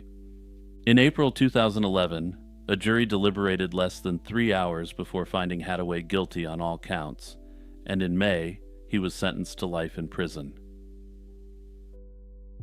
Hadaway's ties to violence and bizarre behavior didn't end with Tracy or Rachel. Acquaintances had told police he was fascinated by what they called the dark arts and the occult, and vampires in particular. For instance, around 1997, he'd either posed or attempted to pose for his driver's license photo wearing porcelain fangs, a goofy fact made sinister by the person wearing them. Police seized 2 computers and some hard drives from his home after learning about these interests. Notably, he'd used the cringy alias Vader McGirth on his MySpace page, styling himself as someone who wanted to be seen as a dangerous outlaw. But there was more. 3 months before Tracy went missing, a 29-year-old Apopka man named Christopher George had also vanished. He'd been spending time with Hadaway and an associate named Tyler Waters near a wooded area off Oko-Apopka Road. The next day, officers found Hadaway and Waters emerging from woods near Lake Carter. They claimed George had been on hallucinogens, crashed his truck, and wandered into the vegetation. Both men later admitted to moving and cleaning George's truck from the scene and staging it to look like an accident. According to them, this was done to avoid any connection between the two of them and the substances that were in the truck. In February 2011, a drought caused water levels in Lake Carter to drop, exposing human bones. Those remains were positively identified as belonging to Chris George in July 2011. The medical examiner couldn't determine a cause of death due to the advanced state of decomposition. He speculated George may have drowned while incapacitated by drugs, though this couldn't be proven. Hadaway was never charged in George's death, though police named him a person of interest. Detectives also uncovered another thread during the investigation. The authorities learned that Tracy had filed misdemeanor battery charges against a man named Paul Hutto. The information came through a letter from the state attorney's office that arrived days after Tracy disappeared. The two had gotten into an altercation outside the Florida tap room, and he'd pushed her to the ground. Police brought Hutto in for questioning, and his story and whereabouts during the disappearance were verified. Interestingly, investigators found a link between Paul and Hadaway, with Paul's family running a shoreline cleaning business where Hadaway had once worked. Phone records showed no recent contact, and Hutto was never considered a suspect, though they found this loose connection to be unusual. Hadaway remains in Blackwater River Correctional Facility in Milton, Florida, serving life for the attack on Clark. He's never been formally charged with any crime related to Tracy Ocasio and continues to maintain that he wasn't involved. Detectives, for their part, have confirmed that he remains the only suspect in the case. In the late 1970s, Howard Beach was a tight-knit, middle-class neighborhood in Queens, New York. Modest homes, tree-lined streets, and the kind of place where kids played outside until their parents called them in for dinner. On the surface, it looked like any other working-class corner of the city, but Howard Beach had a resident who made it something else entirely. John Gotti, a rising captain in the Gambino crime family, lived on 85th Street with his wife Victoria and their 5 children. His backyard neighbor on 86th Street was a 51-year-old furniture factory manager named John Favara. Favara worked at the Castro Convertibles plant in New Hyde Park, Long Island. He and his wife Janet had 2 adopted sons, and his boy Scott was close friends with John Gotti Jr. The 2 families existed in an uneasy proximity that seemed to work just fine most of the time. Favara was well aware of Gotti's reputation, but kept his head down and lived his life. That fragile peace shattered on a single Tuesday afternoon in March 1980, and what followed was one of the most chilling and disturbing disappearances in the history of organized crime. On March 18, 1980, 12-year-old Frank Gotti had just made his school football team. He was excited and restless, and he spent the afternoon playing outside. A neighborhood kid named Kevin McMahon owned a motorized minibike and was letting friends take turns, and Frank was eager to take a spin. When Frank's turn came, he hopped on before McMahon could give him instructions on how to handle it. Frank took off down the street without a care in the world, as 12-year-old kids generally do, mob boss son or not. Around the same time, John Favara was finishing his shift and driving home from work. He turned onto the street and was allegedly hit by the glare of the setting sun, and he apparently wasn't wearing sunglasses. To compound matters, a large construction dumpster sat near the road, creating a blind spot. Frank Gotti, on the minibike, darted out from behind the obstruction and directly into the path of Favara's car. The impact was devastating. Neighbors screamed and banged on Favara's windows, some even climbing onto the hood of his car. Frank had been pinned beneath the vehicle and dragged a considerable distance before Favara finally stopped. The boy was rushed to the hospital, but tragically he was pronounced dead shortly after arrival. Police investigated thoroughly, and officers conducted sobriety tests on Favara at the scene, including a breathalyzer, and confirmed he wasn't intoxicated. Investigators examined skid marks and found no evidence of excessive speed or reckless driving. Multiple eyewitnesses confirmed that Frank had entered the roadway suddenly from a blind spot. The cops ruled the death an accident, and no criminal charges were filed. But the Gotti family would tell a very different version for decades. Victoria Gotti, John's daughter, later wrote in her memoir that Favara had been drunk and speeding, and that he'd shown no remorse. Notably, some have theorized that given who the victim was, the police may have attempted to cover up any wrongdoing on the part of Favara. After all, if he had been drunk or speeding or impaired in any way, his life would have been over. In the days and weeks after Frank's death, John Gotti was visibly devastated. Victoria DiGiorgio, Frank's mother, dressed in black for weeks and reportedly walked to local baseball fields late at night, as though she might somehow find her son alive. A shrine of candles and photographs was erected in the Gotti living room, and the family's pain was real and profound. But alongside the grief, a darker current was allegedly building. 2 days after the accident, a woman called the local police precinct and announced that Favara would be eliminated. Officers relayed the warning to Favara, who dismissed it, telling the cop that kind of thing only happened in the movies. Little did Favara know that he was going to be going through a very cinematic period in his life. Anonymous threats began arriving by phone and mail, and a photograph of Frank Gotti and a mass card from his funeral were placed in Favara's mailbox. The community had turned against him, and the message was clear. On May 28th, Favara went to the Gotti home to apologize, but Victoria DiGiorgio met him with a baseball bat. Then, on May 28th, she attacked him in his own driveway, beating him with the bat in a rage that underscored just how far beyond reconciliation this situation had gone. Favara sought advice from a childhood friend whose father, Ettore Zappi, was a Gambino crime family captain. Zappi's message was blunt and urgent. Get rid of the car immediately and leave Howard Beach, never to return. Favara took the advice seriously, and he put his house up for sale, with a buyer rapidly being found at a fire sale rate. The legal paperwork was expedited, and a closing date was set for the last day of July. He and his family were preparing to leave the neighborhood for good, but perhaps they didn't move fast enough. On July 25, 1980, John Gotti and his wife flew to Florida, ostensibly to grieve in sunnier surroundings and get away from the place where their son had died. The trip also happened to provide Gotti with a convenient alibi for what came next. 3 days later, on July 28th, John Favara left his job at the Castro Convertibles factory on Long Island.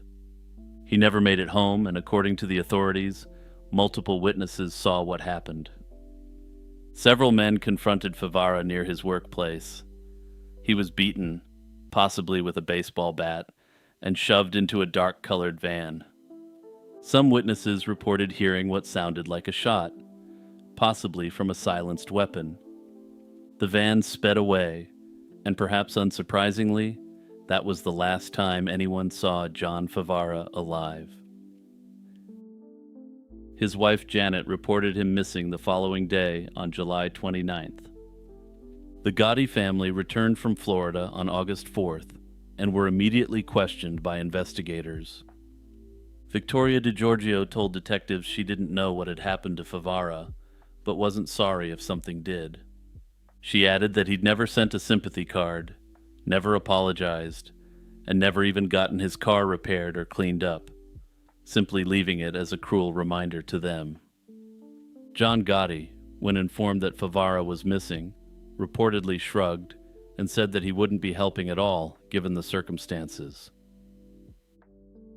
Favara's disappearance triggered a law enforcement investigation that would stretch across decades. The FBI took an early interest due to the case's ties to ongoing surveillance of the Gambino crime family, but without a body, a vehicle, or cooperative witnesses, the case stalled. Notably, despite this very extensive ongoing surveillance of made men and associates, nobody was ever caught on camera doing anything related to Favara. The dark-colored Ford Econoline van described by witnesses was never located, and no arrests were made. In 1983, John Favara was declared legally dead. His wife Janet and their 2 sons left Howard Beach and kept a low profile for the rest of their lives. Janet Favara died in 2000 without ever learning what had happened to her husband. For years, the prevailing theory was that Favara had been knocked off by Gambino operatives while Gotti was out of town. Law enforcement and mob informants believed his body had been stuffed into a barrel of concrete and dumped at sea. Others speculated that he'd been dismembered and buried on the grounds of a chop shop. In November 2004, acting on tips from informants, the authorities excavated a parking lot in a desolate area of Queens known as The Hole. It was a low-lying stretch of land on the Brooklyn-Queens border that had long served as an informal mob graveyard. Investigators were looking for Favara's remains along with those of other suspected Gotti victims. They found 2 bodies of prominent mobsters, but Favara's remains were not among them. The most significant break came in January 2009 during the racketeering trial of Charles Carneglia. Carneglia was a Gambino soldier and a member of John Gotti's inner circle of enforcers. Federal prosecutors filed a 44-page evidence motion in Brooklyn federal court. The court documents contained allegations from 2 cooperating witnesses who claimed Carneglia had told them he'd eliminated Favara and disposed of the body in a barrel of acid. Carneglia had allegedly told one of the informants that acid was the most effective method for avoiding detection. In a deeply ironic twist, one of those cooperating witnesses was identified as Kevin McMahon, the same neighborhood kid who'd owned the mini-bike Frank Gotti was riding the day he died. McMahon had grown up under the wing of the Carneglia brothers, becoming a Gambino associate before eventually flipping and entering witness protection.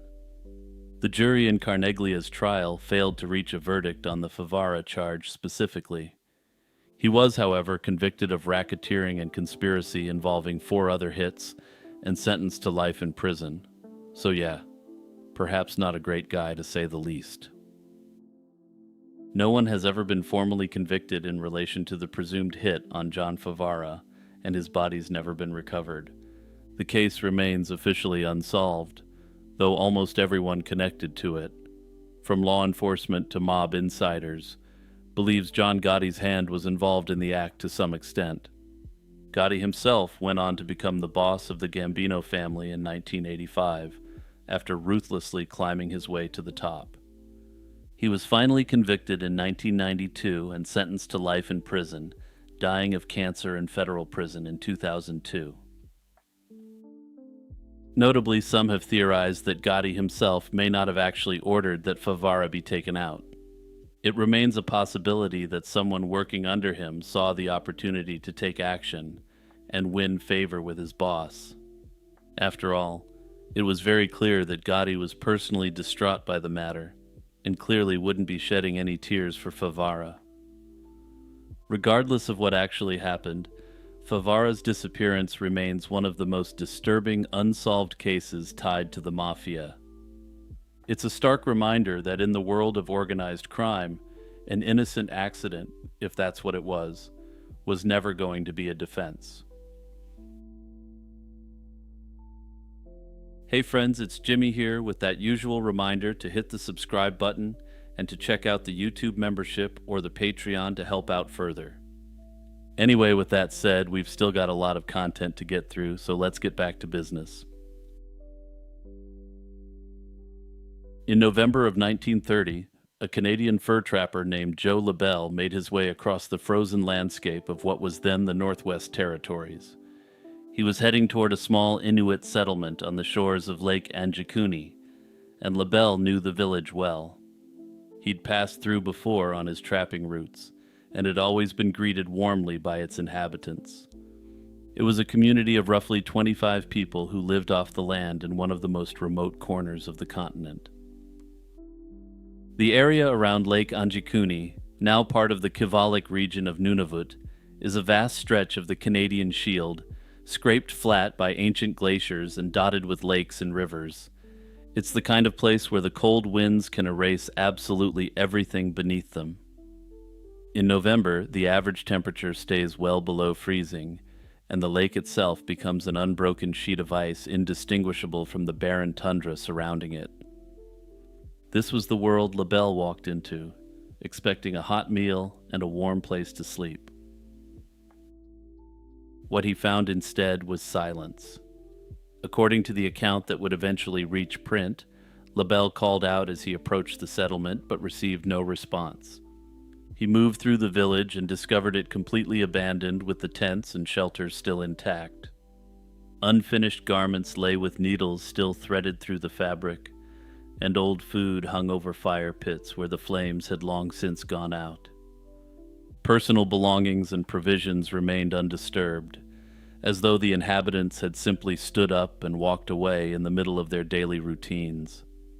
More disturbing still, LaBelle reportedly found the bodies of 7 sled dogs that had starved to death, still tethered to their posts. And then there was the grave. At least one burial site had been opened and emptied, with the stones that once encircled it still carefully in place, suggesting no animal had done the digging. LaBelle, shaken by what he'd seen, made his way to the nearest telegraph office and contacted the Royal Canadian Mounted Police. This is the story as it's often told, but upon further examination of the historical record, there's something more going on here. The earliest known published account of this incident appeared in the November 27, 1930 edition of the Danville Bee, a newspaper out of, you guessed it, Danville, in Virginia. The article was written by a journalist named Emmett Keller, who identified himself as a special correspondent. Keller's version described a village of about 25 people, mentioned the dead dogs and the emptied grave, and included a generic stock photograph of an Inuit village. For decades, this article was mistakenly attributed to the Halifax Herald, a confusion that persisted until researchers traced the original to its correct source. Keller's piece was relatively restrained compared to what would come later, but it contained enough eerie detail to catch a reader's imagination. Not long after, on January 17, 1931, a formal investigation of the story was conducted by an officer known as Nelson, Nelson had spoken with local traders and determined that Joe LaBelle was indeed a real person who worked as a trapper in northern Manitoba and traveled further north regularly.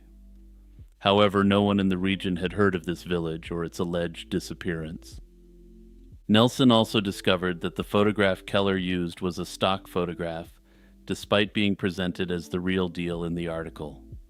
Based on these findings, Nelson concluded that the entire story was a sensationalized fabrication, likely invented or heavily embellished by Keller. The authorities filed the matter away, and for nearly 3 decades, the story of Lake Anjikuni essentially disappeared from public consciousness. The story might have stayed buried if not for a man named Frank Edwards. Edwards was an American writer and radio broadcaster who'd built a career around tales of the unexplained. In 1959, he published a book called Stranger Than Science, a collection of short accounts of paranormal events and unsolved mysteries. These were drawn largely from his syndicated radio program, where he had related these stories to his audience for years. Edwards devoted 3 pages to the Lake Anjikuni disappearance, slightly inflating the village's population from 25 to about 30.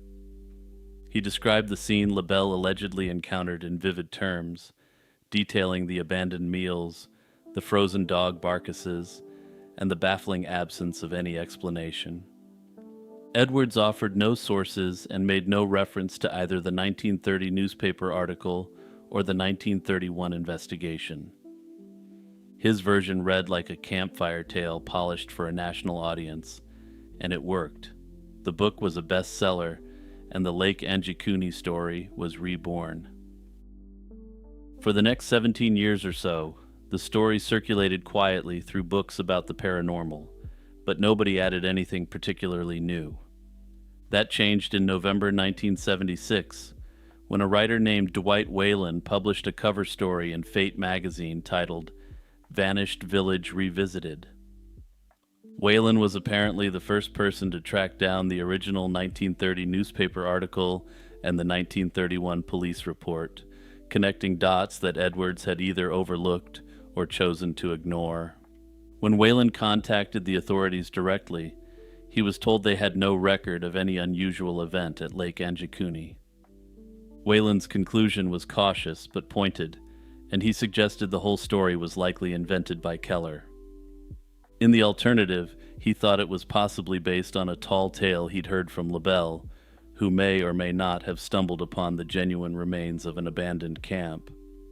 After all, this may provide a reason how LaBelle, who was confirmed by the 1931 investigation to be a real person active in the area, came into the story. That said, to me, Joe LaBelle sounds like the most stereotypical Canadian fur trapper name possible, so it's theoretically possible that it's a coincidence. Things took a sharp turn into the bizarre in April 1977 when a reader wrote to Fate magazine disputing Whalen's conclusions, and this was no ordinary individual. That reader was Betty Hill, one half of the most famous alleged alien abduction case in history. Hill claimed that she and her husband Barney had once met a Captain Larson on a ferry at the Bay of Fundy. Larson, according to her, was a former Mountie that had spent 9 years investigating the Anjikuni disappearance. According to Hill, Larson believed the villagers had been abducted by beings from another planet. Whether or not this encounter actually happened, the letter served as the catalyst to change the story into something more. From that point forward, writers began folding the Anjikuni story into their work, each time adding a little more to it. The most dramatic escalation came in 1983, when Nigel Blundell and Roger Bohr published The World's Great Mysteries. Their version inflated the village population from 30 to an astonishing 1,200, a number which is still thrown about. And while 1,200 people might sound like a village anywhere else, in the area that's now Nunavut, it would have been one of the largest settlements at the time. They also introduced a new element entirely in the form of even more French-Canadian fur trappers. Armand Laurent and his two sons allegedly witnessed a large cylindrical object in the sky that transformed into a bullet shape before flying toward the lake. This detail had never appeared in any earlier version of the story, and the sourcing on the claim is non-existent. The book also added claims about entire cemeteries being emptied of their dead, far more dramatic than the single disturbed grave in Keller's original account. With each retelling, the story grew, and the line between what Lebel may have actually reported and what was invented by subsequent authors became increasingly impossible to trace. A number of investigators have attempted to debunk the Anjikuni story by focusing on small factual inconsistencies in the various retellings. They point to things like environmental details, materials used in kayaks, and changing population figures across different versions of the account. These critics argue that such discrepancies suggest the story evolved through retellings rather than reflecting a literal historical event. Personally, though, I'm not particularly interested in that kind of granular nitpicking. Minor inconsistencies and shifting details are common in stories that circulate over time, and focusing too heavily on them can miss the broader narrative or cultural significance of the tale. That said, I think we can actually look to the evidence to figure out what kernel of truth may exist in this story, if there is indeed any at all. One possibility is that Lebel did encounter an abandoned campsite, but that the abandonment wasn't mysterious at all. The Inuit of the Central Arctic were semi-nomadic, moving seasonally to follow caribou herds and to access different resources at different times of year. A camp that appeared suddenly empty to an outsider might simply have been one that its inhabitants had left on schedule, taking what they needed and leaving behind what they didn't. The dead sled dogs, if they existed, could point to an emergency departure driven by disease, a failed hunt, or a dispute within the group. Camps were sometimes abandoned quickly when conditions demanded it, and items that were unnecessary for the journey ahead would be left behind. As for the disturbed grave, this too has some potentially mundane explanations. Permafrost burial practices in the Arctic sometimes involved shallow interment covered with stones. These graves could be disturbed by natural forces, by animals, or even by other Inuit following cultural practices unfamiliar to a European trapper. Lebel's assertion that the stones around the grave were undisturbed doesn't necessarily mean human hands weren't involved. It simply means he couldn't identify the cause.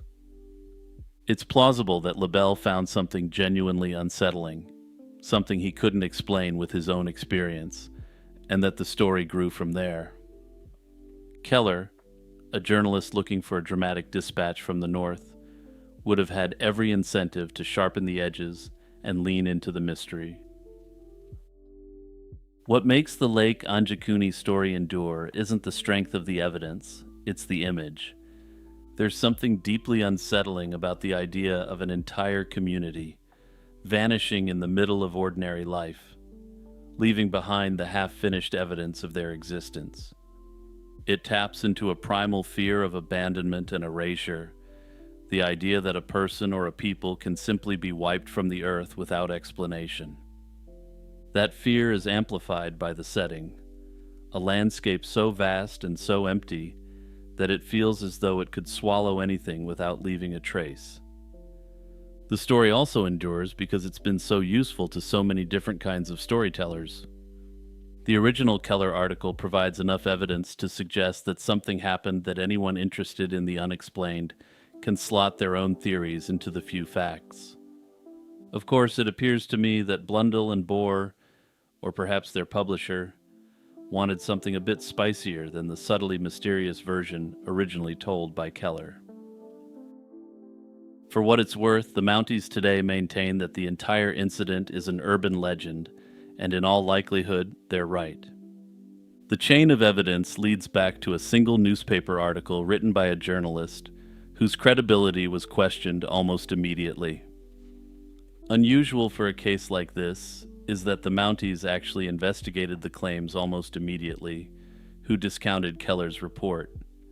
But at the very heart of it, there's likely a real historical event that happened, involving a somewhat mysterious fur trader named Joe LaBelle and a vanishing Inuit camp.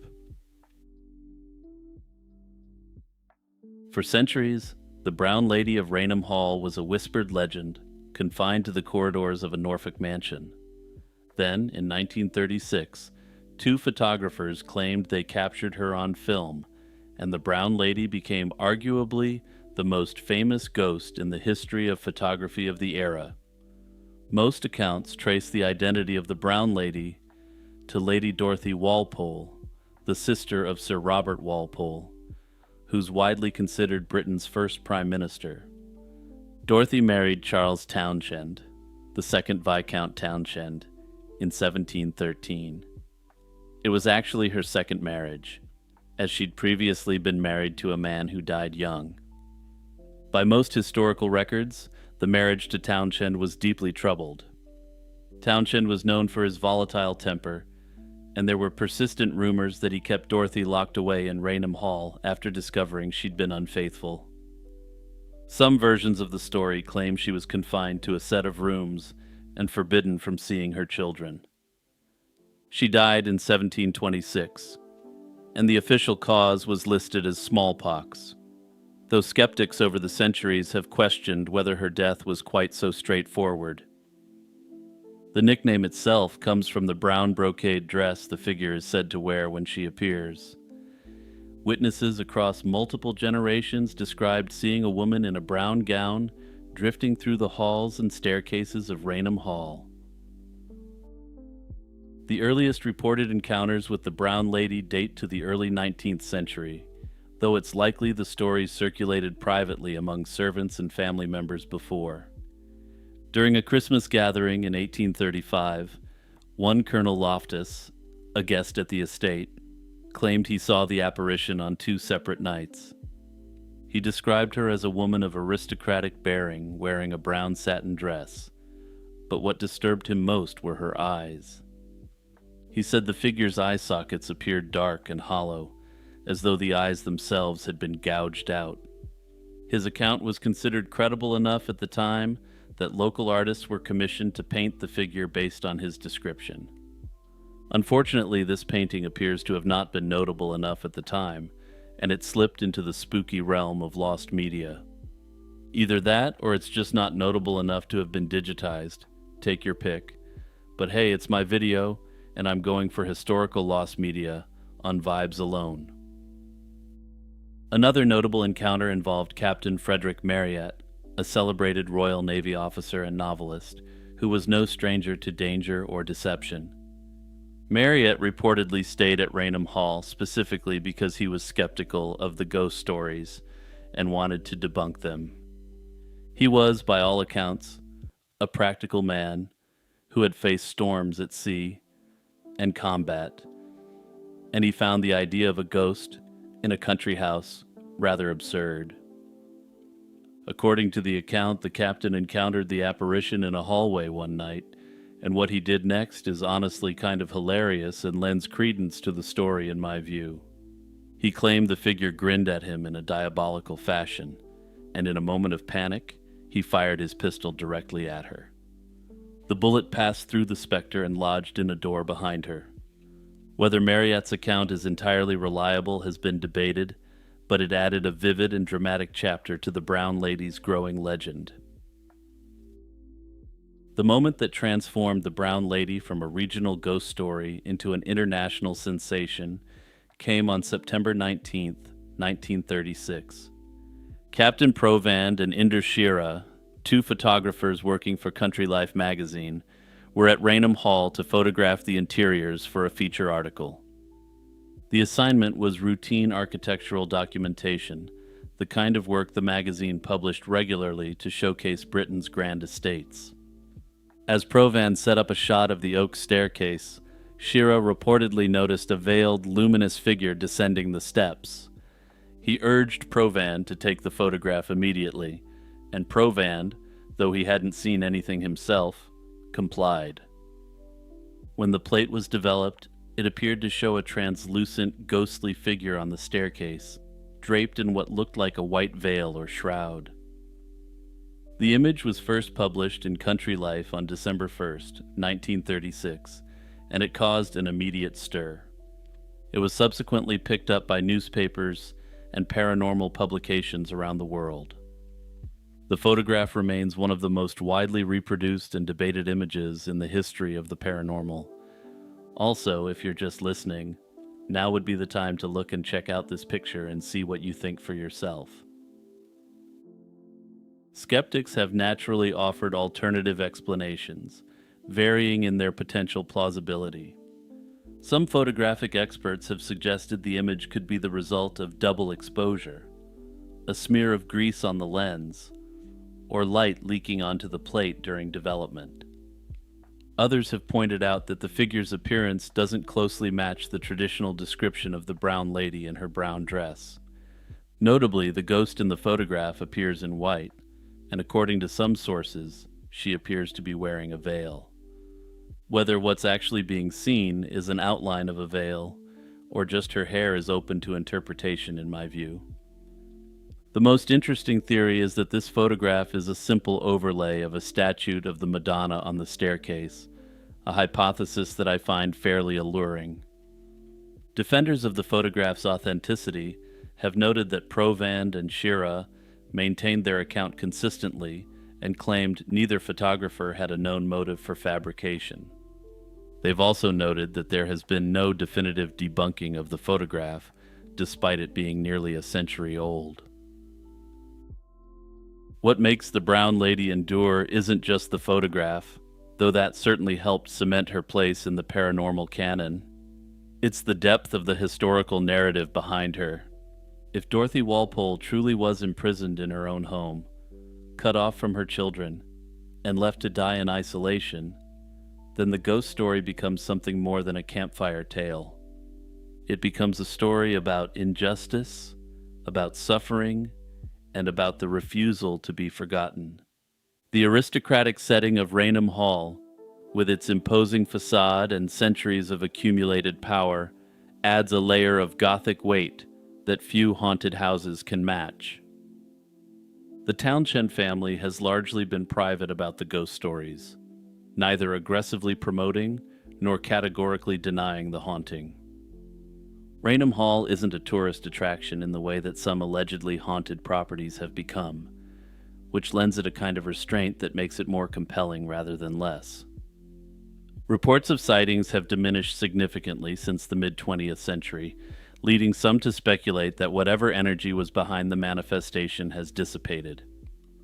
Others take a more pragmatic view and suggest that the legend simply ran its natural course as the cultural appetite for Victorian-style ghost stories waned. Personally, though, this ghost attracted my attention due to its relation to important figures in British history and the narrative that goes along with it.